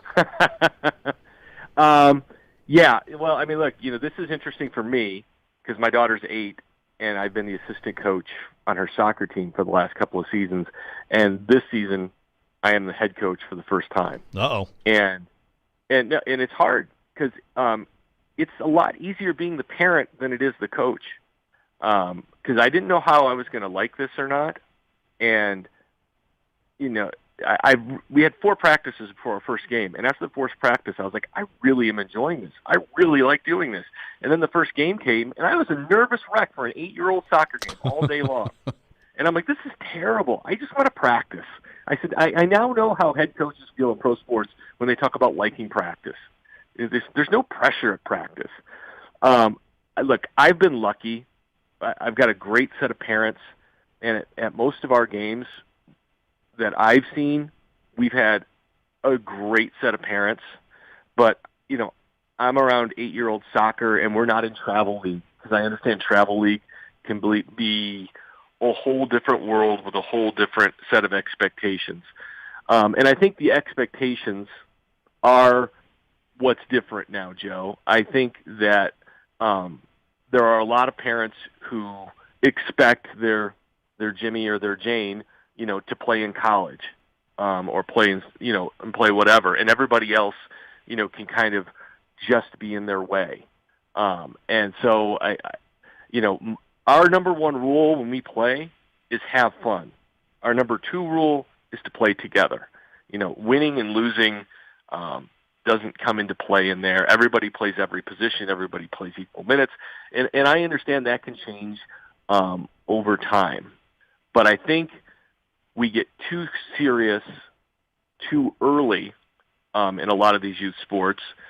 We don't have enough variety in what our kids are doing to completely develop them, because we get into one sport and one sport specialist at age 9, and that's ridiculous.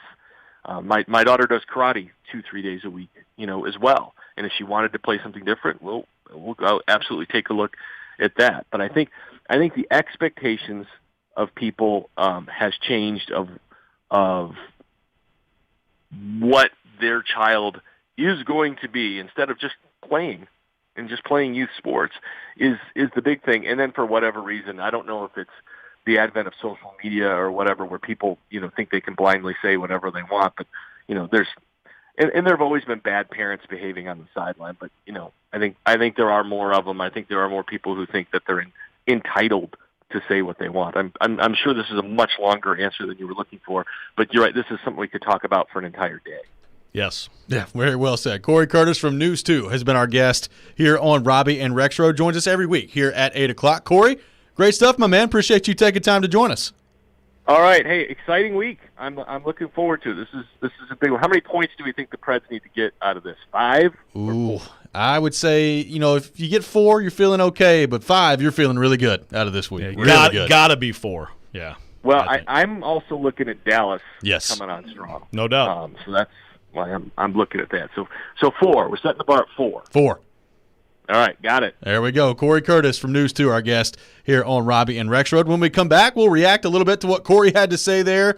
Also get back into the Predators as well, taking your thoughts on our text line, driven by WilsonCountyHyundai.com, 615-737-1025, 615-737-1025. Right now, though, got to tell you about my friends at FanDuel Sportsbook. And one of the things I love about betting on basketball is I'm always finding new player props or game props that I like. And what's cool about FanDuel Sportsbook is you can combine these props with other bets from the same game to score an even bigger payout. It's called the Same Game Parlay Bet that you can only find on FanDuel. You can combine the money line, the point spread, the first basket scorer, 3-pointers, any way you want to take it, it's on the table for you. So if you haven't tried FanDuel Sportsbook yet, new users get a risk-free bet up to $1,000. Just place a bet and FanDuel will refund you up to $1,000 back in site credit if you don't win. And right now, new and existing users get up to $25 in site credit back each day if your parlay falls one leg short with same-game parlay insurance. You heard that right, every single day. That's one of the reasons I bet on FanDuel. It's easy to use. They get you your money quickly in as little as 24 hours. So just download the FanDuel Sportsbook app today to try a same-game parlay and use promo code ROB at sign-up. That promo code is ROB. You must be 21 or older and present in Tennessee. Refund issued is non-withdrawable site credit that expires in 7 days. A max refund of $25. Terms apply. See sportsbook.fanduel.com for details. And for problem gambling support, call 1-800-889-9789. This hour of Robby and Rexrode is brought to you by Train. Get a great deal this spring on a new Train heating and cooling system. At Train, they test so it runs. Visit traininfo.com to find your local dealer and learn more. It's hard to stop a train.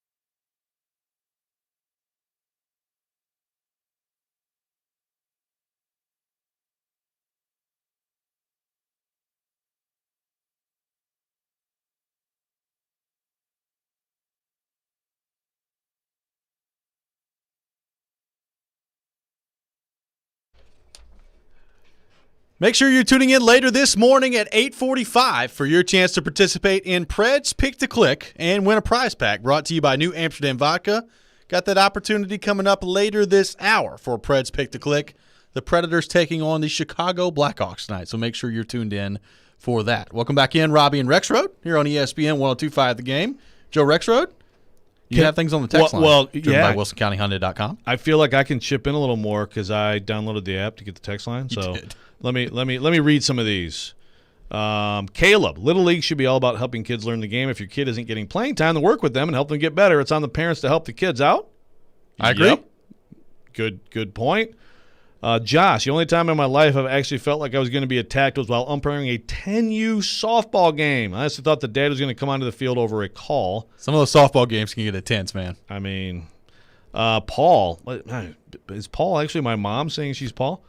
Rexrode's wrestling rant, spot on. Rexrode's parent at sporting events rant, spot on. Rexrode's opinions on Stillman, spot on. A lot of spot You're on right, there from Paul. You're right, Paul. And if you are my mom, thank you. I love you. We love you. I love you either way. Paul. That's right. Very complimentary of Joe Rexrode's take here on the program. I agree. I mean, look, to Josh's point there on the text line, I've been to a lot of softball tournaments. I've played in baseball tournaments, but the park I grew up in, I mean, they had softball tournaments every week. Some people are nuts on these softball tournaments and how crazy they go. And I've seen, parents on other teams getting fist fights, parents and umpires getting fist fights. It's been nuts. And I agree with Corey. Like, I think that's been that way to a certain degree, always. But it does feel a lot worse now. Some, but I mean, yeah, it is. And I think he also hit on something. I mean, I think we can blame higher education in part because, again, I know this well with a junior, an 8th grader or 5th grader. But as we start looking at college planning, I mean, it's absurd, the costs. And so obviously if your kid can get any kind of money or full ride or anything, it makes a huge difference. So I think that there's a lot more emphasis on that, but that can't be all of it. By the way, I do also want to quickly shout out our coach for this flag football team, Brian Bauman. Great guy, and he's out there just trying to help the kids get better. He's got a nice, easy demeanor with the kids, like, hey, let's play together and and work on some plays and have fun. It's freaking rec flag football. But again, like softball, what you're talking about, I mean, there's no excuse to act like that, if your kid's in the Super Bowl either. Yeah. If you're a parent, like you get kicked out. I mean, I don't know. I think the scholarship thing and the specialization, all that stuff is part of it, but it's not the whole thing. And I can't honestly put my finger on it. This reminds me of like a rant that Frank Martin went on a couple of years ago, head coach at South Carolina. And basically he was just like, look, my kids play basketball. If anybody is qualified to like help their kids at basketball and coach and like say something to a coach, it would probably be me. I don't say anything to these coaches. I don't care what they're running. I don't care what playing time's happening. I don't say a word to these coaches. Now, I realize that could be hard to do sometimes and just totally like be there and sit there and do nothing watching the game. But you also have a little bit of decorum. No, good for respect. him. Yes. Well, what you make noise and cheer for your, sure. You cheer for your kid. And sometimes you do yell at your kid. That's okay. Yeah, that's fine. I do that. I mean, yesterday, several times. Hey, chill out. Celebrate with your team. Yeah. Okay? But it's John L. Smith, guy covered a long time ago. He talked about this one time too. Like his kid was playing high school football, and he's like, I would just go sit at the very top because all these parents are screaming at the coaches and stuff. Like, shut up. John L's just up there. I'm just gonna sit up here, just hanging out, have some popcorn. I mean, it's what you have to do. Yeah, I'm trying to think back if I ever had like anything like this happen while I was playing. I don't remember it. If so, my parents never said anything to the coaches ever. My dad coached me a little bit, but most of the time I played, it was for somebody else. And I got yelled at by coaches. Yeah. All that stuff happened. My parents didn't say a word. They said, you do what your coach tells you to do. That's it. Exactly. Yeah. Oh, I got chewed out, and it was like, well, what'd you do wrong, man? Then do it better next time. That's it. Oh, he yelled at my kid. Just shut up. See, now I'm getting angry again. There's a little bit of toughness that needs to be involved in here, too. Well, a little bit of toughness. And look, this you can tie this to even like the transfer discussion. Yeah. There's a lot more of that at the high school level. There's obviously a ton of that at the college level. And I am for players being able to do that at the college level, like the one-time thing I think is good. But I think there certainly are some times where it's so quick to, I'm not getting a fair shake, I'm out of here. Versus, you know what? Work harder. Find a role. Maybe it's not the exact role you wanted, but it could work out for you if you stick with it. And there's a lot less of that now, too. Be sure to tune in every weekday for your chance to win $1,000. It's the game's 1K payday. Listen for the keywords at 9, noon, and at 3. And when you hear it, go to thegamenashville.com and enter the keyword for a shot at $1,000. That's starting today here at ESPN 102.5 The Game, so make sure you're tuned in for that. When we come back, we'll get back into the Nashville Predators. A tough weekend against Carolina, a massive week on the table for the Predators starting tonight against Chicago. Does the season truly come down to this week? We'll discuss that coming up next. This is Robby and Rexrode here on ESPN 102.5 The Game.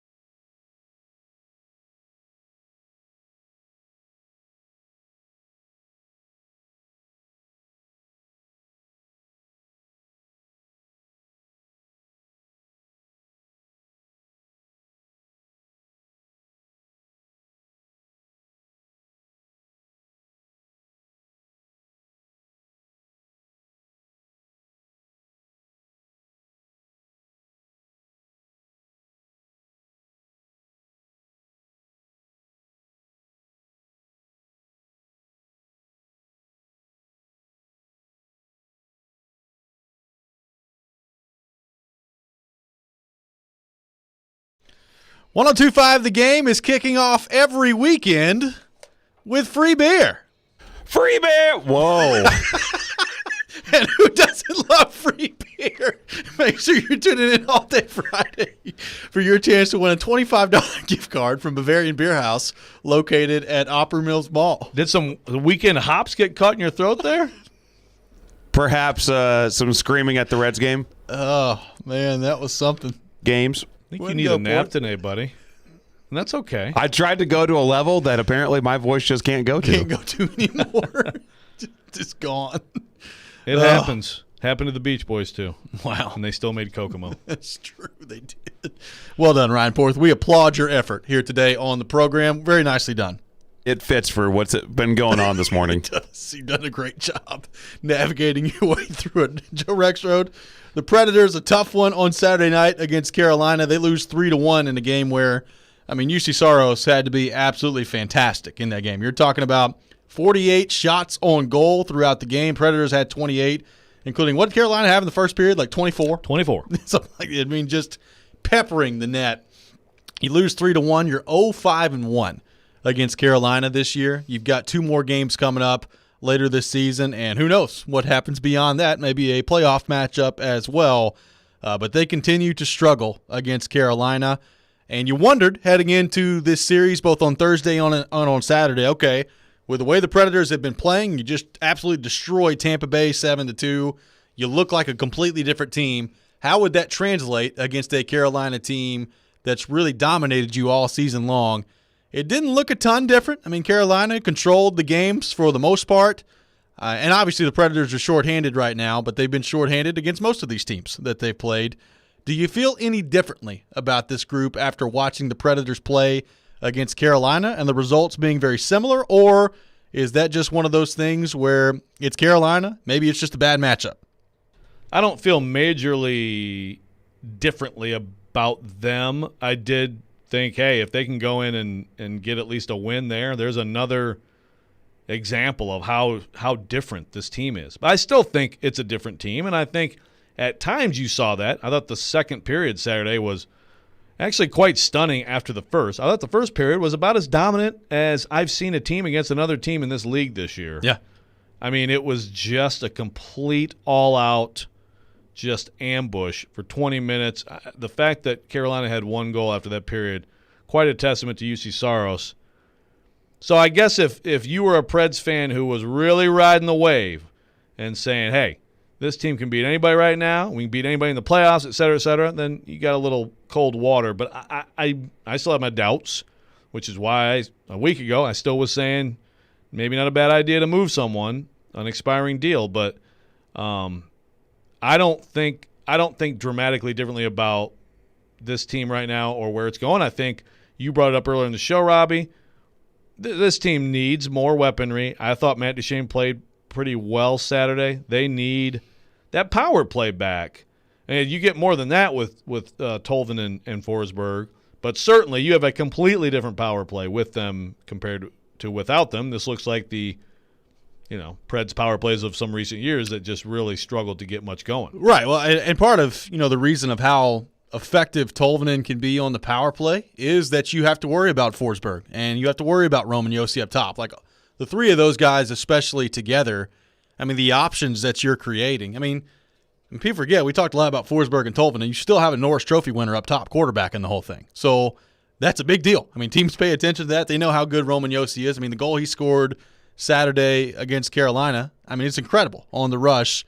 He's like a fadeaway jump shot that he was able to just dangle his way through the neutral zone there. But I agree, you are really missing Tolvanen and Forsberg on the power play right now. You did get Duchene back, like you mentioned, some good news on the injury front. I was fascinated to see where he was going to slide into the lineup, and he ends up on the third line with Eric Halla and Nick Cousins, and at the wing too, which I thought was interesting. I thought there was no way with the way Granlund's played, you're not moving him out of the middle with the way he's played right now. So how do you go about handling that as you move forward here if you're John Hines?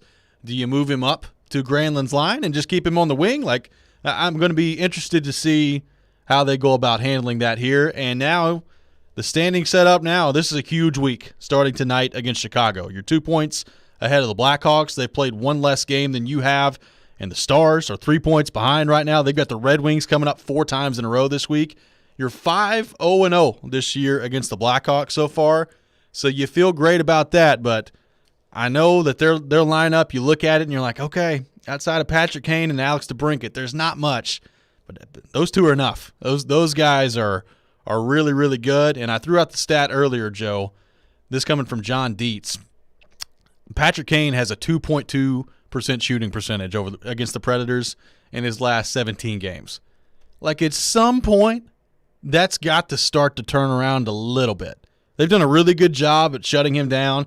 And I say shutting him down. He's still got 12 points in his last 17 games, but he's got 1 goal during that stretch. So that to me is both really good news if you're the Predators, but also I think if I'm a Predators fan, I'm worried about that and saying, all right, like, that's got to change at some point. We've seen enough sample size with Patrick Kane to know how good he is. Yeah, it's like Pekarine's mastery of Edmonton, and then all of a sudden, one night, it goes totally the other way.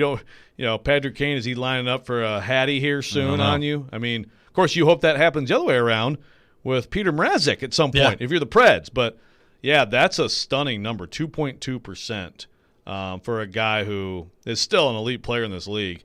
And really a guy that I think the Preds have done a good job against going back to that playoff series, 2017. It's a long time. Now, granted, it's also been in the interim here, he's been one of the few things you have to worry about with those guys in the last few years, right? So that makes it a little easier. But he used to torment this team, just like a lot of teams in this league. So still the guy to watch tonight and all week long for the Preds.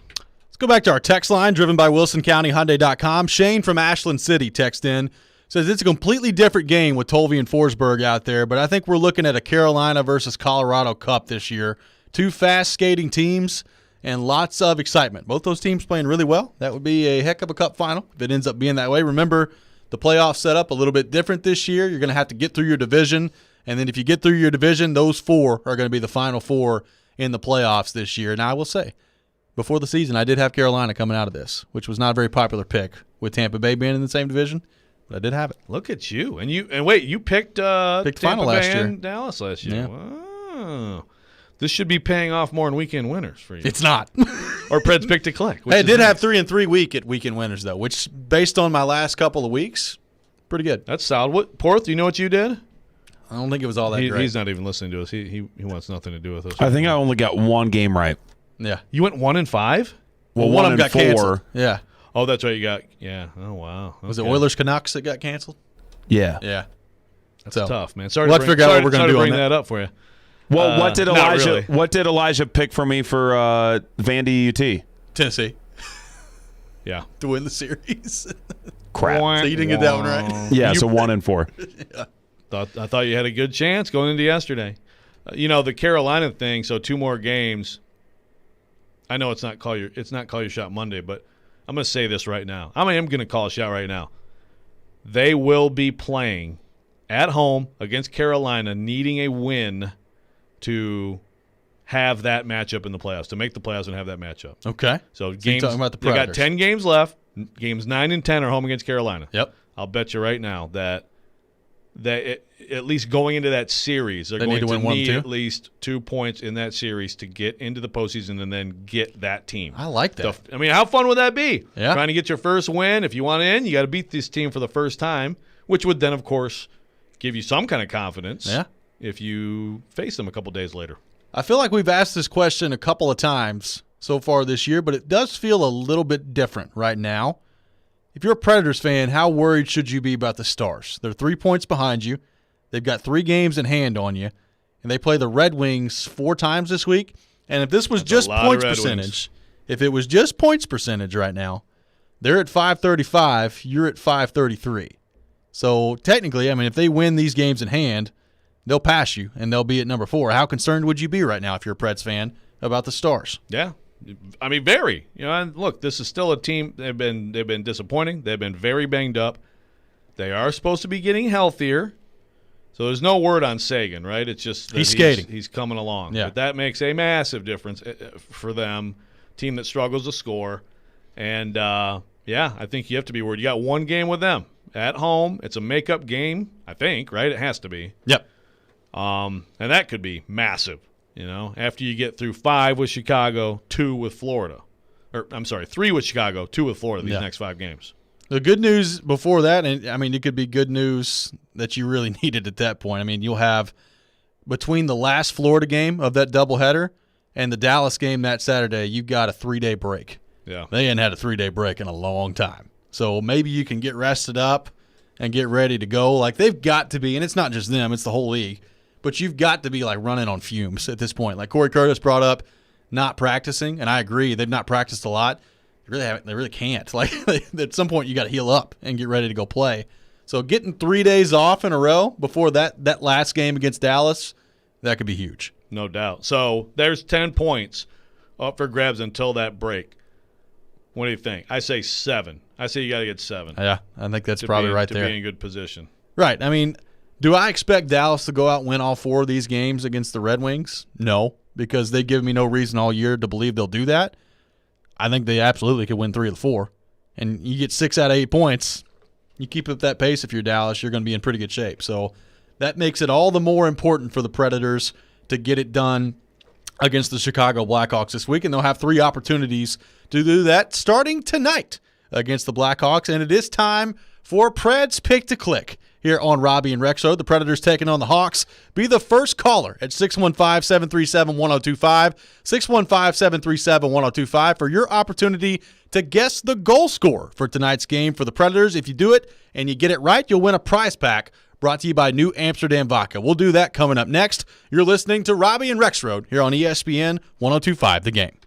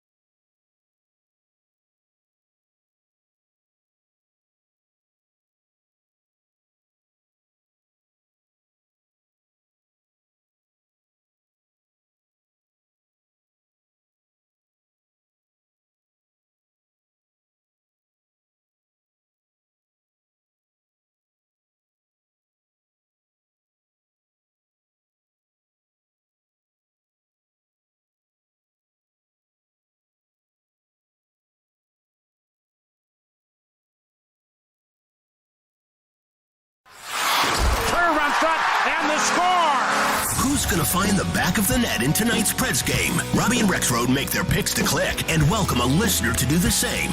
Pick to Click is brought to you by New Amsterdam Vodka, the official vodka of the NHL. And it is time for Preds Pick to Click here on Robby and Rexrode, brought to you by New Amsterdam Vodka. The Predators taking on the Chicago Blackhawks tonight at home in a massive game. Puck drop at 7 o'clock, pregame at 6 o'clock here on ESPN 102.5 The Game. And with that in mind, let's go to our 102.5 The Game phone line, driven by WilsonCountyHyundai.com, and welcome in today's participant in Preds Pick to Click, Scott from Franklin. Scott, what's going on, man? How we doing? Hey, guys, doing well. How are y'all today? We are doing great. Appreciate you Good. taking time to call in. Scott, a massive game tonight for the Nashville Predators. Who is your goal scorer tonight for the Preds against the Blackhawks? Well, I was thinking about, since it's UC Saro's birthday, maybe trying to go with him, but I don't know if that would be a great pick. That would have been a heck of a call, man. Hey, a Preds goalie scored against the Hawks last year. That is true. That's true. That's true. I'd but, give you I'm 2 not gonna points go for with that him. one. I'd give you 2 Do points. what? Well, you get 2 points for that. You get right double prizes, right? Yes. Come on.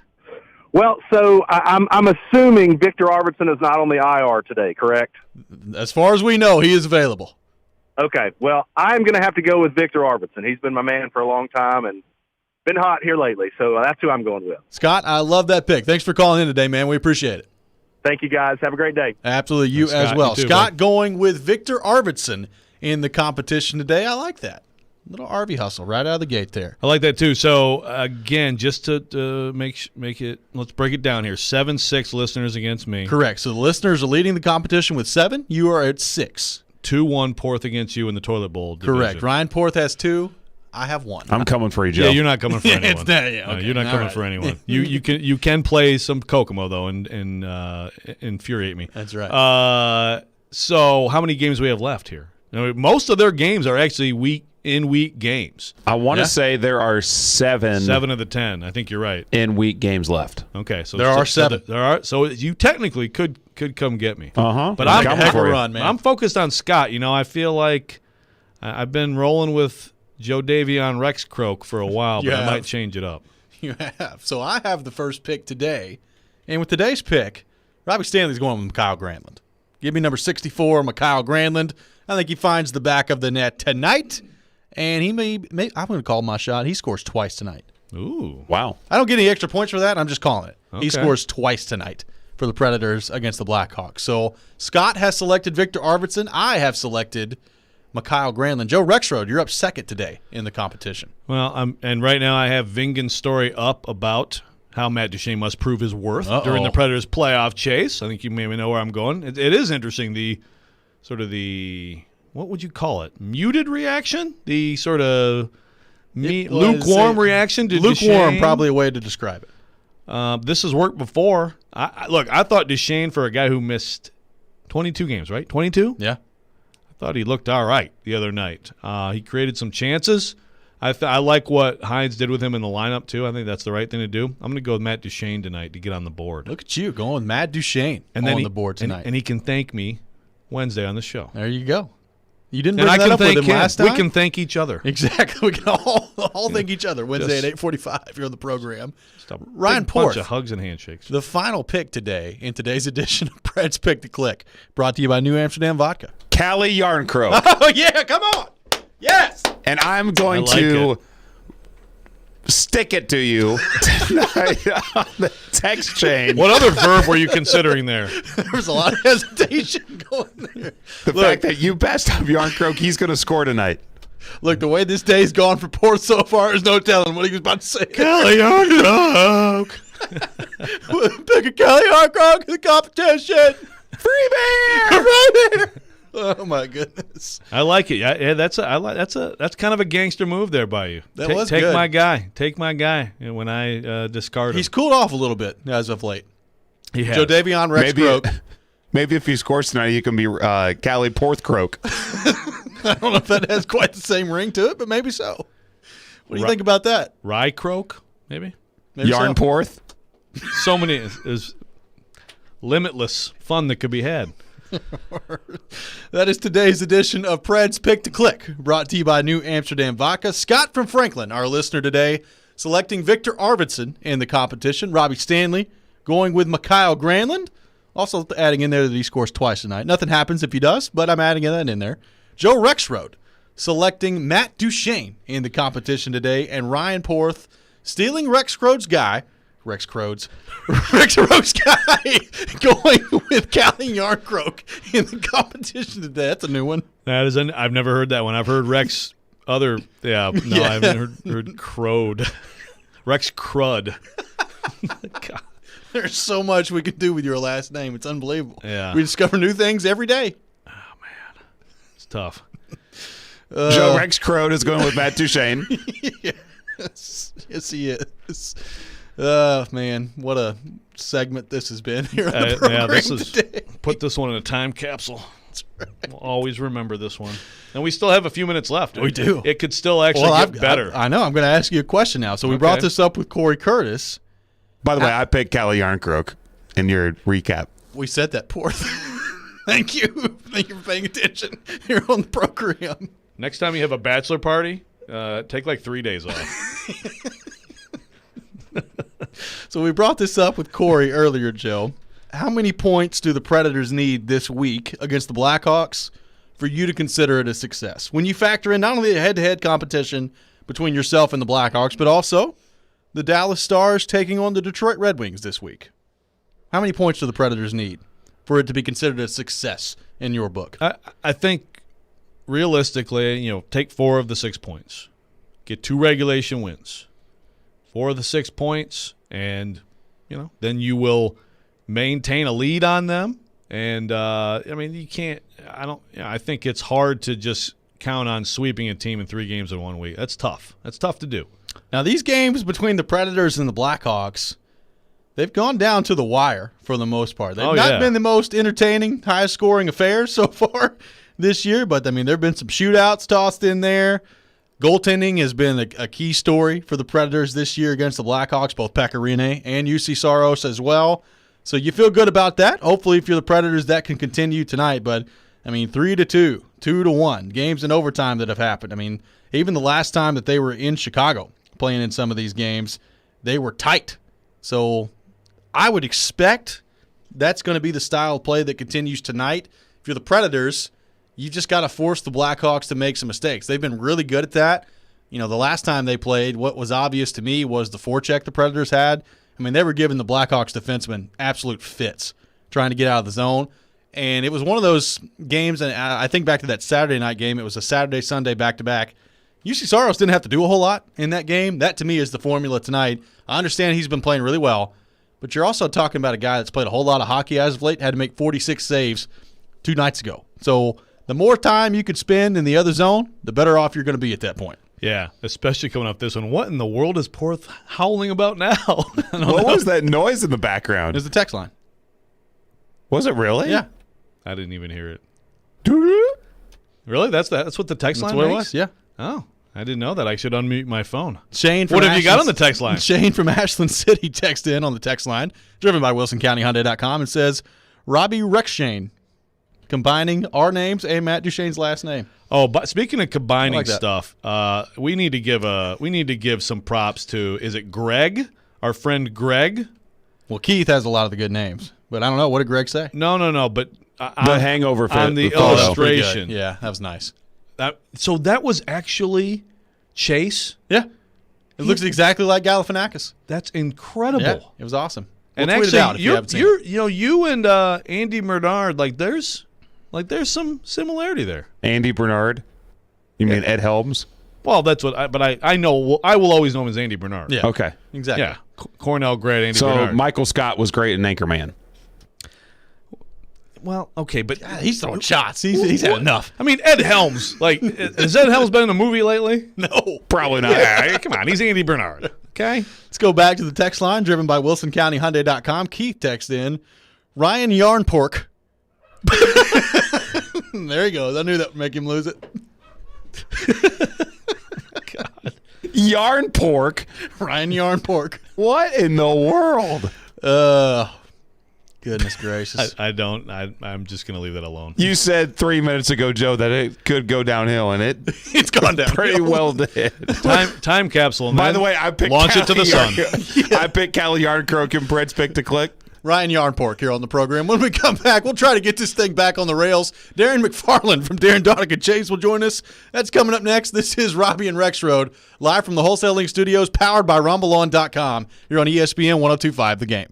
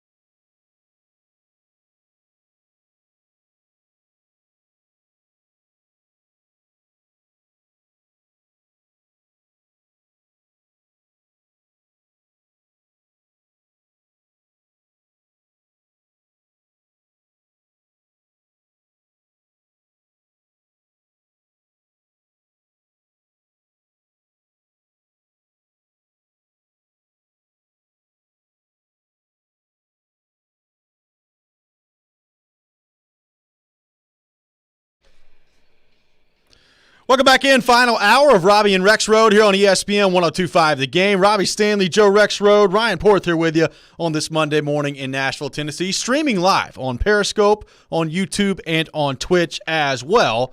Do you want to have a 1K payday? Head to thegamenashville.com and enter this keyword, bread. You'll instantly qualify for a chance to win $1,000 in this nationwide contest. Enter the keyword bread at thegamenashville.com. The 1K payday is brought to you in part by Nashville's best sports talk, ESPN 102.5 The Game and the Game Nashville app. So make sure you head to thegamenashville.com and enter in that keyword now. Let's welcome Darren McFarland, host of Darren Donica Chase, also handles the Predators pre- and post-game duties for the Nashville Predators Radio Network here to the program. Darren, what's going on, my man? How we doing? Good morning, Ronnie and John. How you guys doing? Nicely done. I feel like nobody calls you guys by your names anymore. I know. This show just has like 376 names. It's unbelievable. That's what we do here. Just changing things up, keeping people on their toes. Ryan Yarn Pork here on the show. I know. It's you guys never cease to amaze me with what the listeners are calling you guys these days. Last week it was Vibe Stanley. Yeah, vibing. Doing a lot of work here on the program. Lots of different names. It could always be worse. That's This true. is what, I've told myself for a long time. Absolutely. It could be a lot worse. Darren. When are you going to get a shirt so we can all wear them and, post them on social media that we're all vibing? Oh. When can we do that? My response to that would be stay tuned. Oh, okay. That would be my response. All right. And I like that. Exciting stuff coming, Darren. I'll leave it at that for right now, but Let me my just tell you, immediate response would be stay tuned. You guys know this. If you have promised Adam Vingan a shirt, you better get it to him because he will be very mad. If I know you it'll don't. be weeks on the program. He will just wear you out about that shirt. Okay, That's I'm right. just saying. Take it from experience. That's right. I mean, got any gift cards you've been tossed around there lately? I'm still trying to get it to him. Okay. Right. All right. We'll see how that goes. Darren, I was really interested to see the Predators in this matchup both Thursday and on Saturday against Carolina. We've talked about it with you. We've talked about it here on our show. It's basically felt like two different seasons with the Predators, with the way that they played the first part of the year and now what they've done recently. Very similar results against Carolina. You're talking about a team that shoots a lot of pucks. They possess the puck for a lot, no matter who they're playing. I mean, they're really gifted at holding on to the puck. What did you think in the Predators or of the Predators in these two games against Carolina? And did it make you feel any differently about this group, or could it just be, hey, Carolina's really good, and this has just been a bad matchup for the Predators all season long?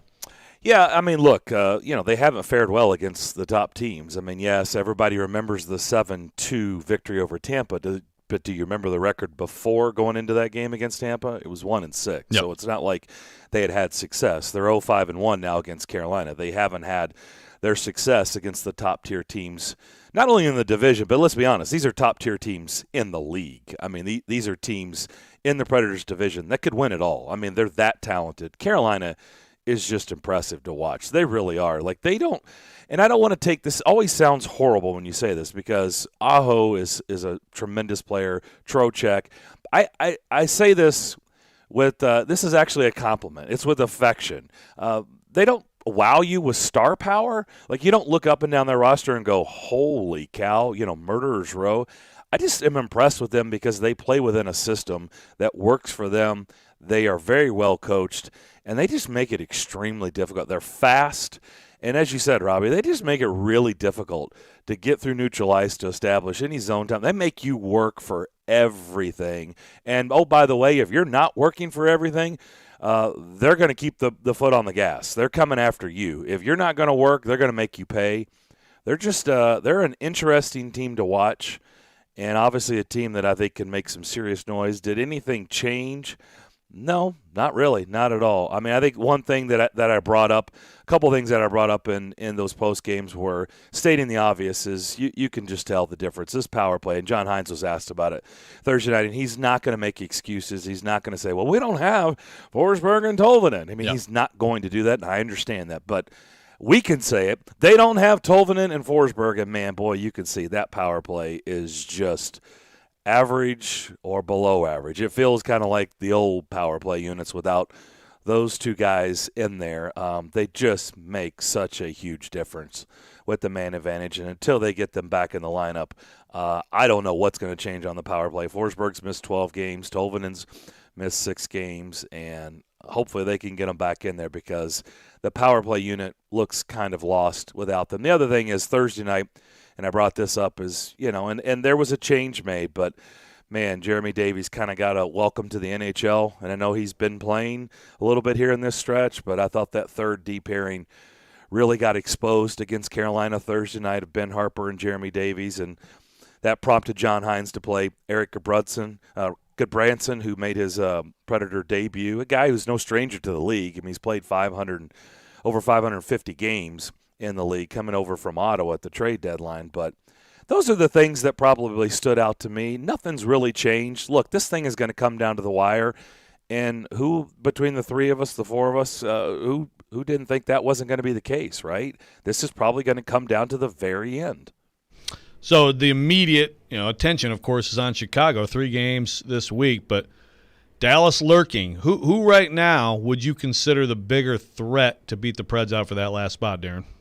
Well, I'll say this. Willie has been, he keeps going, Dallas. He's been doing this for like a month, and I'm like, Willie, at some point, like it's up to them. Like you can have games in hand all day, but what are they going to do? Turn it on in game 51? I mean, at what point are they going to turn it on? But with that being said, they are lurking, and it does kind of feel like that shark, like we're on the surfboard, and you can kind of see like that shadow down beneath you, and it's pretty scary. You're not sure if it's a shark. You're not sure, what's going on there, but you see kind of the shadow lurking underneath the water, and that's what Dallas feels like, and their schedule is very kind to them over the next week and a half, 2 weeks.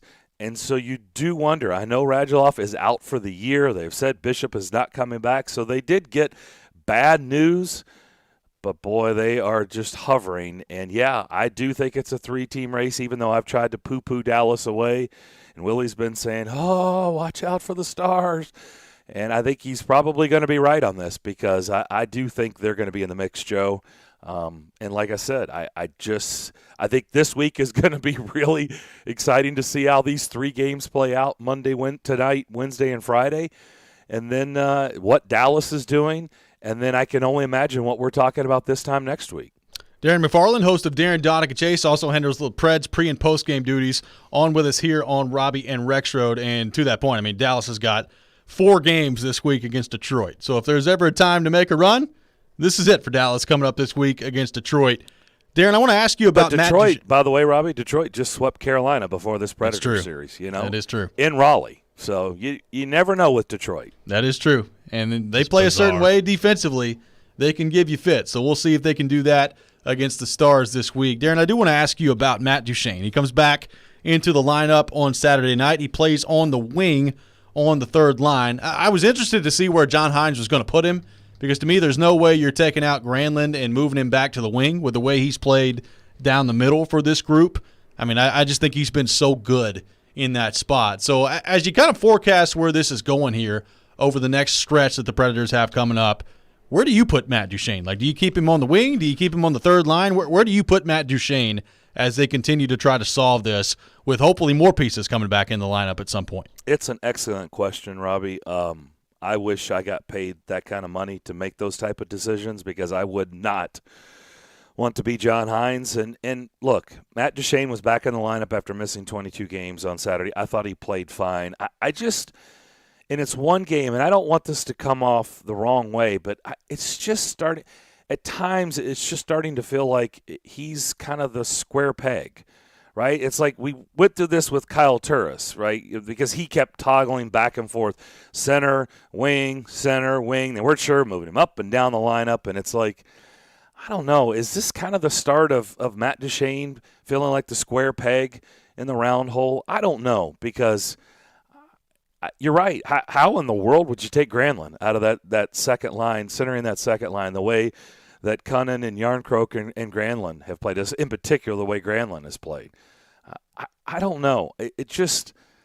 I thought he played fine on Saturday. I think he was playing fine before the injury.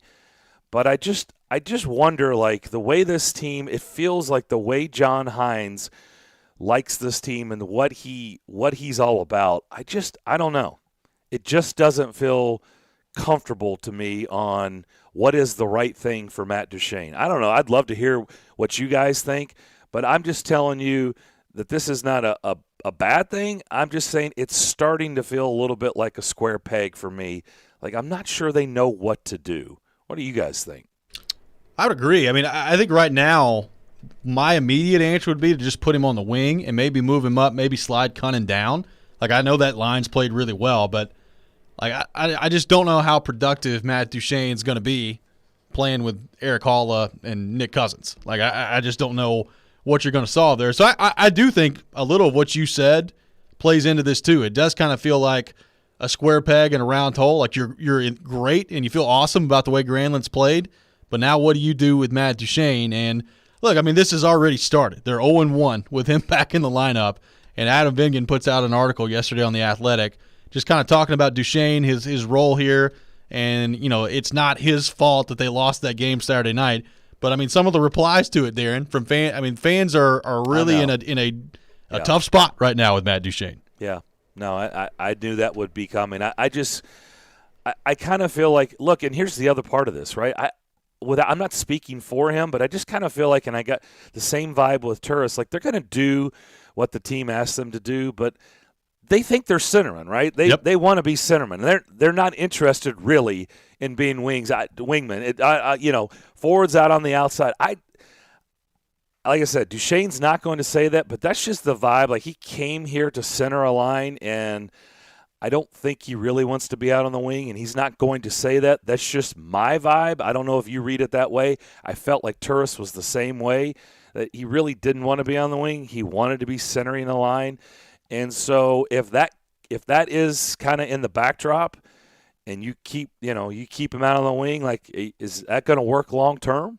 I mean, he's got a long ways to go in his contract. Yeah. So how are you going to make that work if he thinks he's a centerman and that's really where he wants to be and that's where he wants to play, and right now your vision is out on the wing? Yeah, I mean, it's a great question. And I know things have changed since he first came here, and they've got a new coach now, and he's not been as productive as anybody has wanted since he's come here. But, I mean, he made it pretty clear when he got here that he wanted to be a center and that he was signed to play center. So that's going to be fascinating to try to figure out as they move forward here. Darren McFarland, host of Darren, Donica Chase, also handles the Predators pre- and post-game duties for the Nashville Predators Radio Network, has been our guest here on Robby and Rexrode. You can catch him every day here on ESPN 102.5 The Game from 10 to 2 on Darren, Donica Chase. Darren, great stuff as always, brother. Appreciate you taking time to join us. Always fun, guys. Thanks. Absolutely. When we come back, we'll react to a little bit of what Darren had to say there and also get into some Tennessee Vols football as well. Some recruiting battles that are being lost, but a transfer happening today at Tennessee as well at the quarterback position. We'll discuss all that coming up next. This is Robby and Rexrode here on ESPN 102.5 The Game.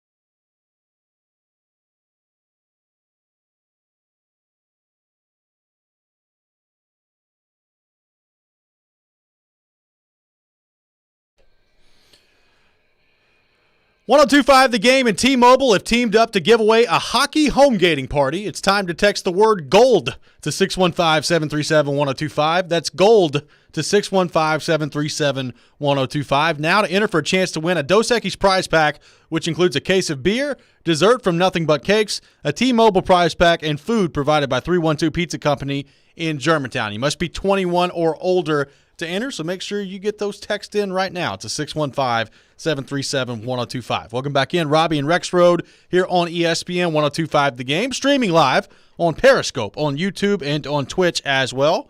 Thanks to Darren McFarland for joining us in the last segment. Joe, let me ask you that question. What do you think the Predators will do? What do you think they should do with Matt Duchene moving forward here? With the situation that's been created, you've got Johansson down the middle. You've got Granlund coming in, playing very well down the middle on the second line. What do you do with Matt Duchene as you move forward here? Well, you put him in the best position to succeed. And that doesn't necessarily mean you put him at center because Granlund is giving you great play there. Yep. So wherever he goes, okay, play your butt off and contribute and fall in, man. I mean, you are falling into a team that I guess that's 13 of 18 now after Carolina. That's still pretty good. That's pretty good.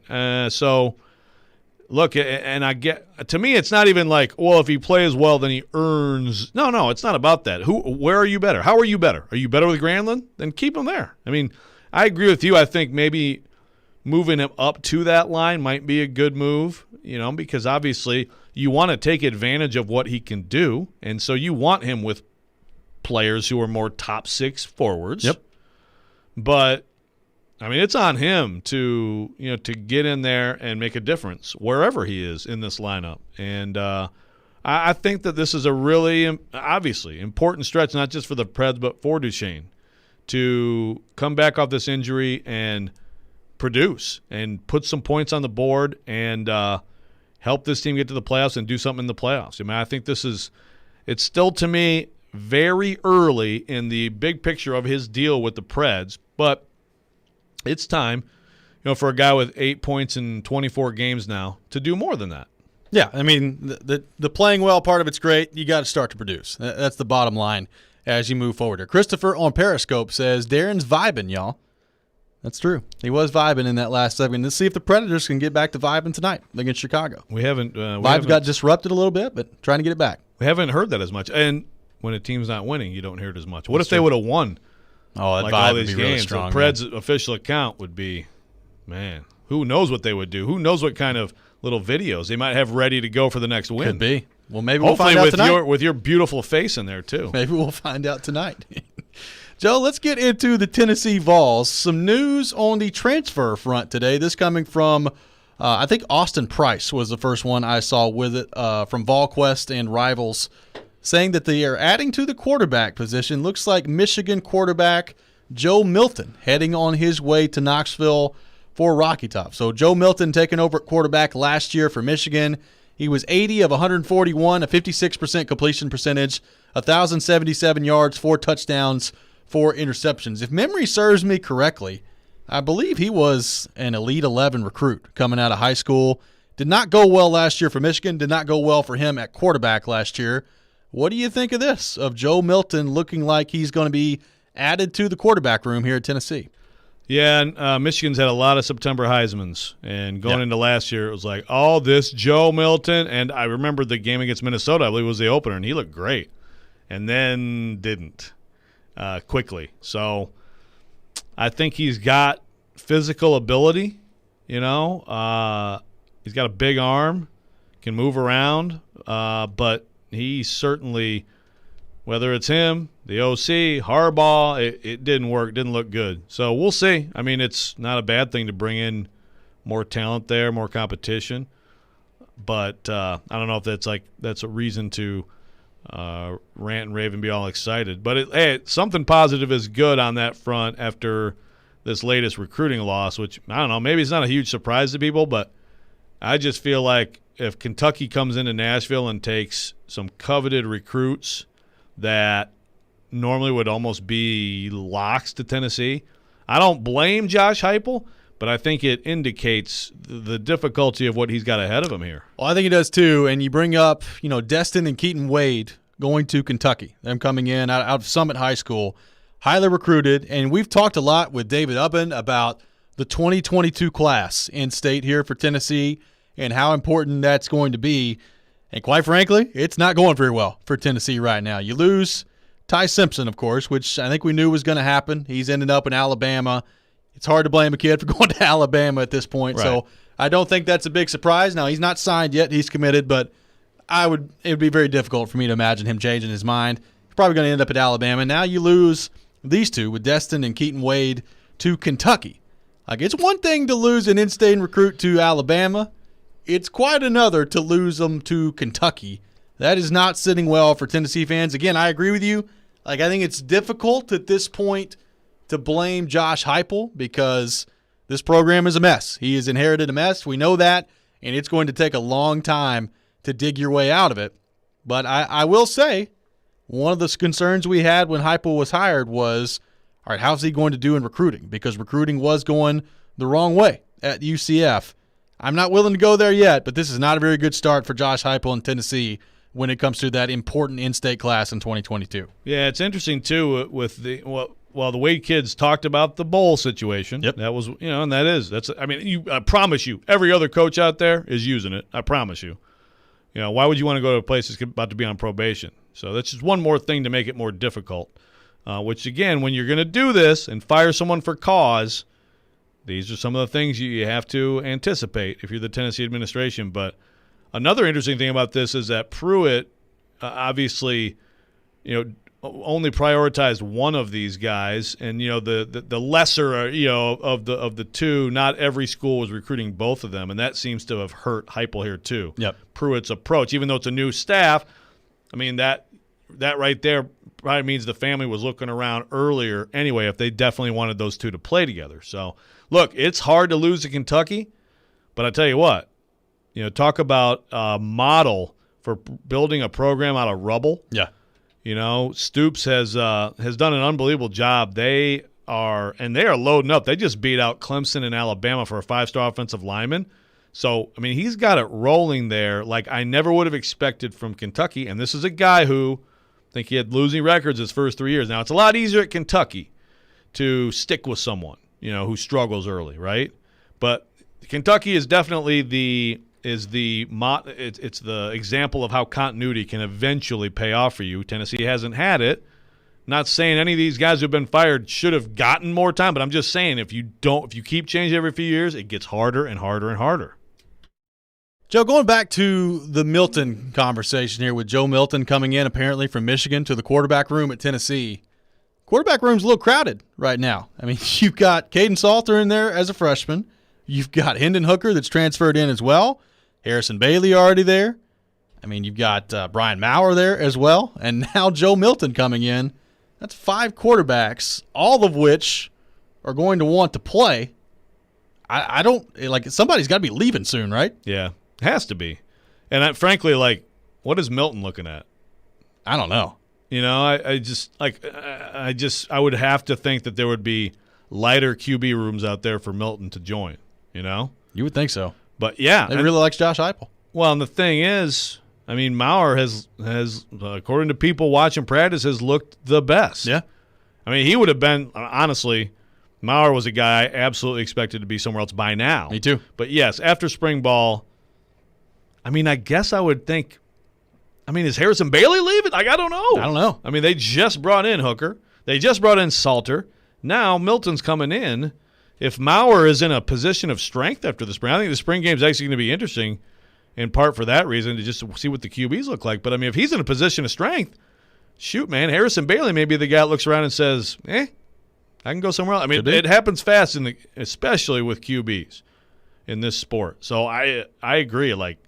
It's somewhat curious that a guy would be transferring into this spot right now at that position. Joshua on Twitter says, Milton has a fastball for a cannon, but could never throw the touch pass to the receivers at Michigan.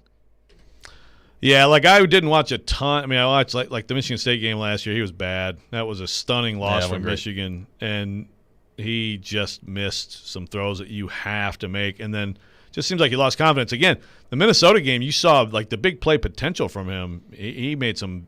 I mean, he's talented, But again, that consistent accuracy that you got to have. Haven't seen it. And in this offense, I mean, high volume passing the ball, I don't know that he exactly fits it. When we come back, we'll continue the discussion on the Vols, taking your thoughts on Periscope, on our text line as well, driven by WilsonCountyHyundai.com, 615-737-1025, 615-737-1025. All that coming up next. You're listening to Robby and Rexrode here on ESPN 1025, The Game.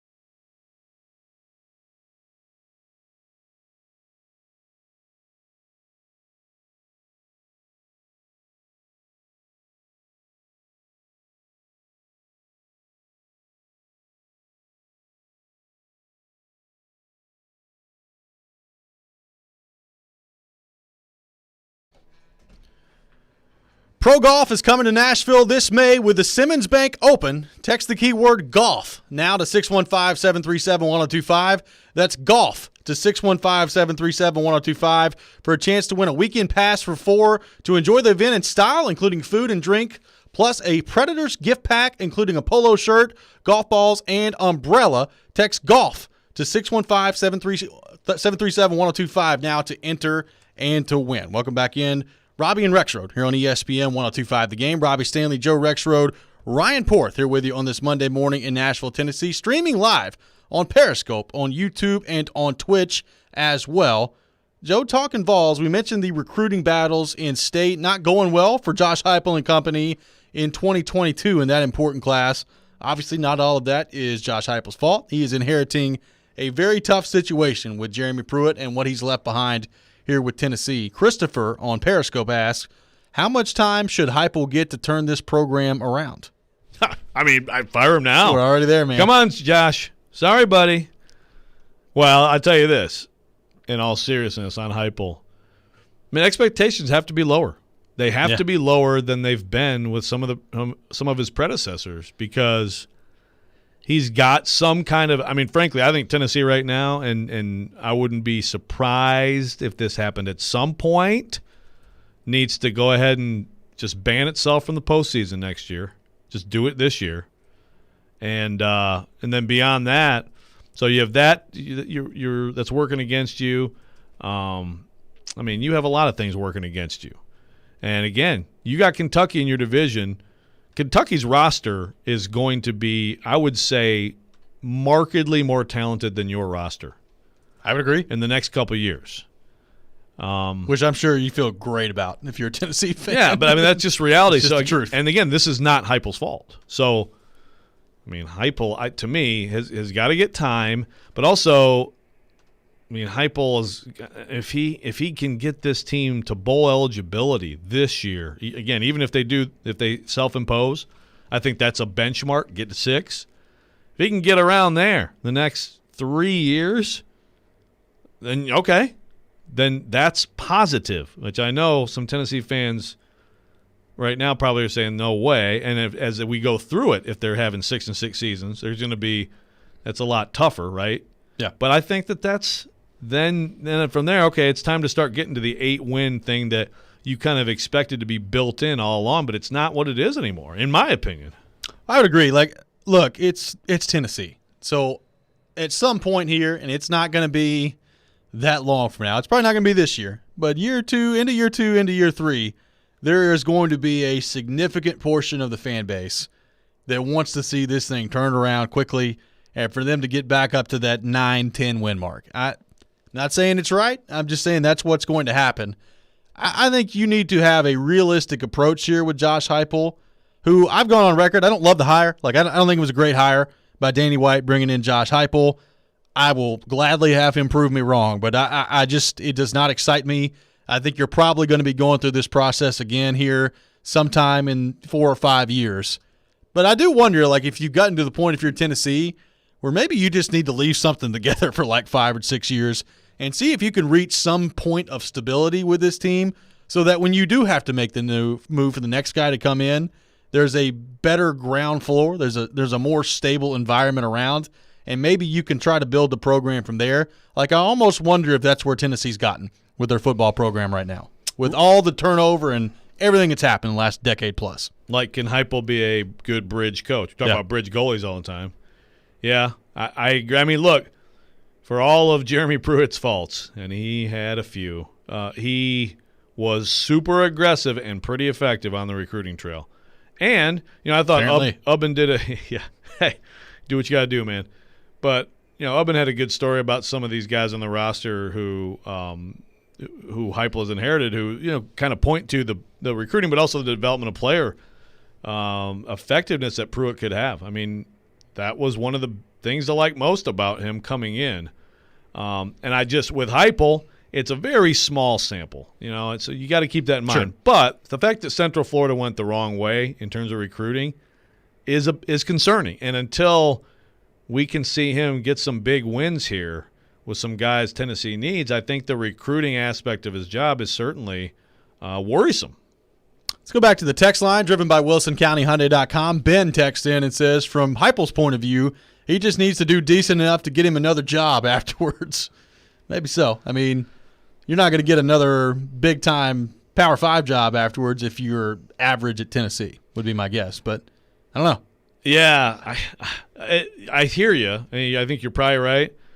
But I also think some people look at this job and all that has gone on and say, if you can get to 7-8 wins regularly at Tennessee, you actually have done pretty well. Yeah. And it's sad to say that out loud, but I think you're right. There's got to be an extended period of just stability and, just like build an identity as a team and play to that identity. We know how he wants to play. Look, to me, can Tennessee get to what some good Missouri teams were like? Again, This is like a conversation Tennessee fans are like, shut up! Cringing. But like the Missouri teams that would win 48, 45 games. I mean, I've got a twitch in my eye right now just thinking about it. I know, but hey, at least you'd have entertaining offense, and I do think that he's got a chance to build good offenses here. You have to find that guy at quarterback. That right there makes it better in a markedly different way from the last regime. But I don't have a ton of confidence in this defense this year, and I got concerns about this defense moving forward. So the spring game is coming up on Saturday for the Vols. And look, I saw they were playing Alabama's spring game on TV the other day with Saban out there in his pink suit, his pink tie, walking around, and guys you've never even heard of before making like ridiculous one-handed circus catches on the sideline. I mean, it was just absurd to watch out there. Bryce Young chucking the ball all over the field. So that's great. Alabama's going to be good next year. Spring games to me largely have been a total waste of time, like from a viewer standpoint of just watching these things happen and then like, okay, I guess you get your college football fix sometime in April. But this one to me is kind of interesting, especially now with the quarterback room being what it is. Like, I'm interested to see what the quarterbacks look like under this new offense with Josh Heupel and the pace they're going to play at coming up on Saturday. That's going to be fascinating to me. I actually have some interest in a spring football game. Yeah, no, I do too. I mean, I think the highest opportunity for interest would be first-year coaches, just to even see what they're running and how the guys are running it. Like Vanderbilt had theirs last week. Offense rolled, by the way. Although it's funny because I went to a scrimmage a week before and the defense was better. So like, you can't take much out of it. Usually the defense is ahead of offenses in the spring. I don't anticipate that for Tennessee Saturday. But, yeah, I'm very interested to see how these quarterbacks look in this offense, how some of the receivers look too, like is Jalen Hyatt. As he had a good offseason in the weight room. Velus Jones, they've got some talent. Can anybody on defense run with Jalen Hyatt? That would be something to watch as well, because my immediate answer is no. Yeah. But that's the whole question with Maurer is I did not anticipate this spring going in the direction of Maurer looking better than the other guys. Maurer is always a guy I thought a lot of talent, but again, is he an efficient, consistent thrower of the football? Kind of the same thing with Milton. But, hey, sometimes guys can find something, and maybe this offense suits him perfectly. Don't miss Nashville's best NFL draft coverage on Thursday, April 29th and Friday, April the 30th on 102.5 The Game, presented by Founders Brewery, Apple Collision Centers, Freedom Tire Guys, and MTGRT.com, your live and local mortgage expert. Be sure to join us on site as 102.5 The Game will be broadcasting live on Thursday, April 29th from 3rd and Home, Germantown's Bar with a ballpark, and on Friday, April 30th from Boom Boss, Craft Pizza, and Tap House in East Nashville. It's going to be a lot of fun coming up. The NFL Draft a little bit more than a week away now, so we are getting very close. Make sure you're joining us for the best NFL Draft coverage here in Nashville. When we come back, we'll continue the discussion on college sports. Got a little Vandy UT baseball action over the weekend and a top 5 matchup in baseball. Also, Nashville SC gets their weekend underway as well. We'll have some tickets to give away as well. Coming up next, we'll do that next on Robby and Rexrode here on ESPN 102.5 The Game.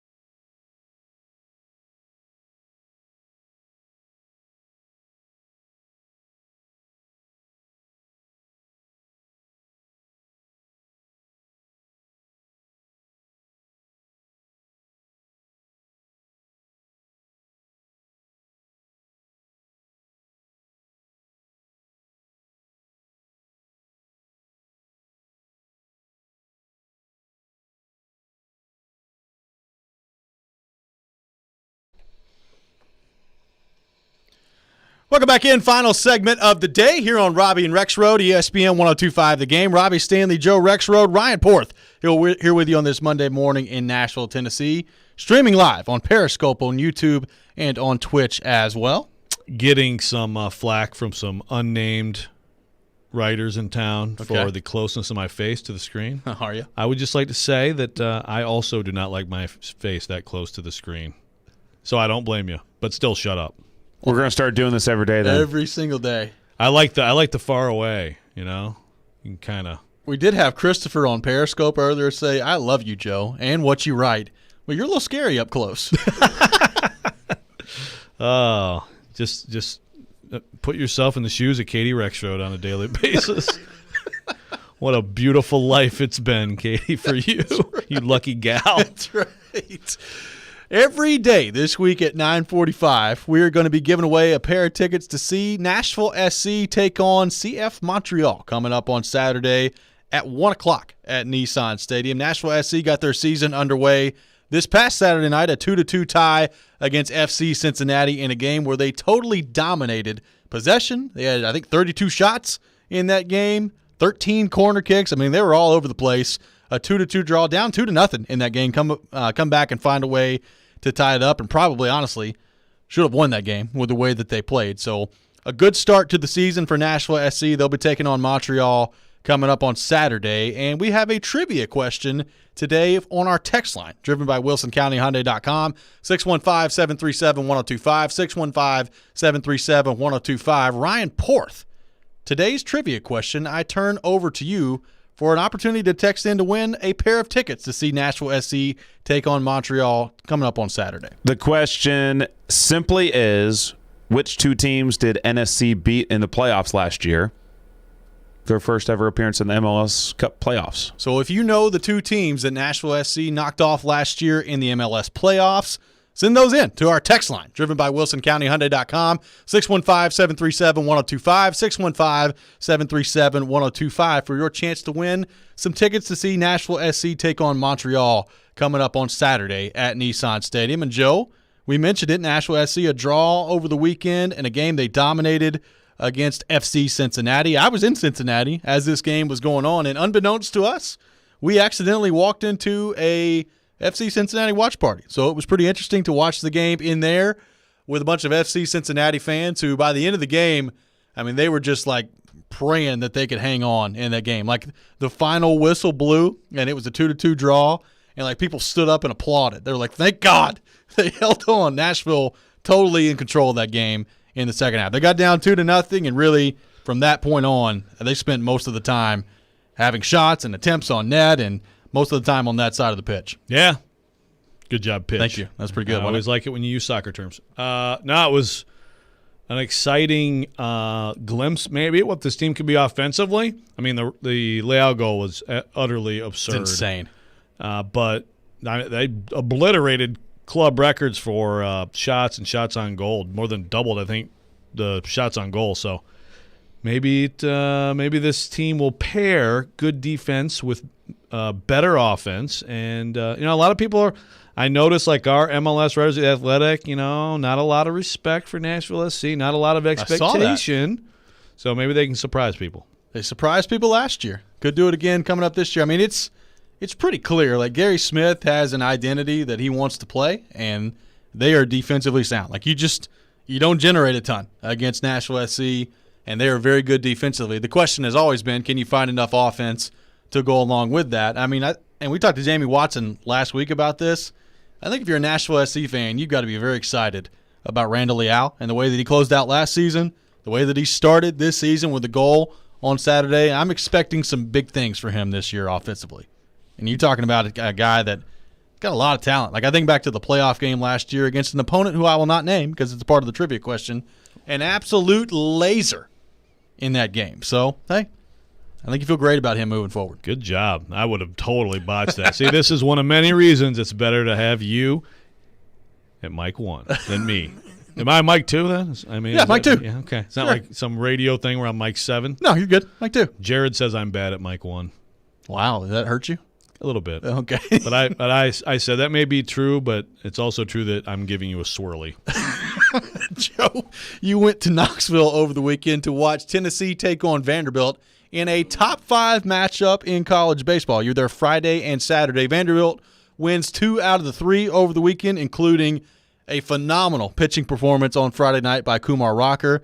Tennessee responds on Saturday. They light up Jack Leiter a little bit, especially compared to what it was like going against Jack Leiter heading into that game. All in all, I thought a very entertaining weekend. I think if you're Tennessee, you still feel pretty good about yourself after that weekend, even though you lose 2 out of 3 to Vanderbilt.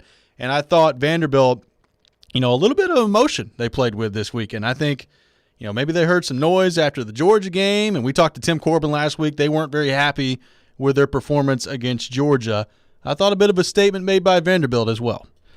Yeah, yesterday was certainly it was up for grabs. You got your third pitchers. Now, Tennessee, Tidwell is going to be, I think, a star for Tennessee. He's a freshman. He looked like it. Patrick Riley, I thought, had some ups and downs, but he's also a freshman with a lot of talent for Vanderbilt. But Enrique Bradfield yesterday, my goodness. 4 stolen bases, had a 5th taken away because he went off the bag on the slide, or that would have tied the school record. And he scored on a freaking pop-up to short. So the guy is electric, and he was very good at the plate yesterday. He's going to be a star, I think. Rocker, I'm going to go on record. Leiter, that was Leiter's worst game. He didn't – his fastball, he did not have the same command with his fastball he normally does. He still was good. Yeah. Tennessee got to him, got a couple shots off him. But even before that, I liked Rocker if I'm picking first. So it's the Pirates, right? The Pirates. Look, the size, that he is built for long seasons. You've seen him do it at the highest pressure moments, and he has got a snarl out there, and it was on display against the Vols. That was fun to watch. He was fired up on Friday. Yes, he was. And, of course, he was coming off his only bad outing of the year. But, both those guys, they're going to be very tough to deal with moving forward. That's why Vanderbilt's one of the favorites to win it all. It still means something for Tennessee to get to Leiter like that and to have a homer against them, 3 unearned runs, and make a mistake at third, and then come back on Vanderbilt's closer. Yep. And so, I think it was a good weekend for both teams. I think right now, today, at least one of the polls, Vanderbilt stays 2 and Tennessee drops to 6, but they could both make runs. What if we had both of these teams in Omaha? It'd be awesome. Imagine that. I'm pulling for it. That'd be awesome. I love me some college baseball. I know it's not the most popular thing around here. I love watching college baseball. Well, how much, look, I think for Vanderbilt fans, they have built a really strong following. Vanderbilt fans love a winner. And I do think with Tennessee, and I wrote about this someday at The Athletic, Tony Vitello is a guy who needs to be kept. Yeah. And I think that other people are going to be coming for Tony Vitello. So, Danny White, it's not your top priority, of course. You're coming in, you're trying to fix football. Football feeds everything. But I would not let Tony Vitello go to another school if I were Danny White. I'd give him the suites and a new stadium that can compete. And as well as he's recruited like this, what does that mean moving forward? Maybe college baseball becomes a bigger deal in this state. Ryan Port, do we have a winner on the trivia question for the Nashville SC tickets coming up on Saturday's game against Montreal? Yes, Harrison was the one who correctly answered the trivia question, which was which 2 teams did Nashville SC beat in the playoffs last year? And that was Miami and Toronto. So congratulations to Harrison. You'll be going to the game coming up on Saturday between Nashville SC and Montreal. I believe 1 o'clock. The game matinee time coming up on Saturday at Nissan Stadium. A lot of matinees on the schedule this year. I love it. Give me some matinee, all sports, hockey, soccer, I don't care. Love me some matinee sports. The Preds have some weekend games that aren't matinees. I know. Come on, give us matinees. That's right. That does it for 9 a.m. here on Robby and Rexrode. Joe, good to be back with you today. Enjoyed it? Yes. You are Mike 1 all day. Mike 1. Vibing with Mike 1. We are vibing here in Mike 1. Darren Donick and Chase is coming up next. This is ESPN 102.5 The Game.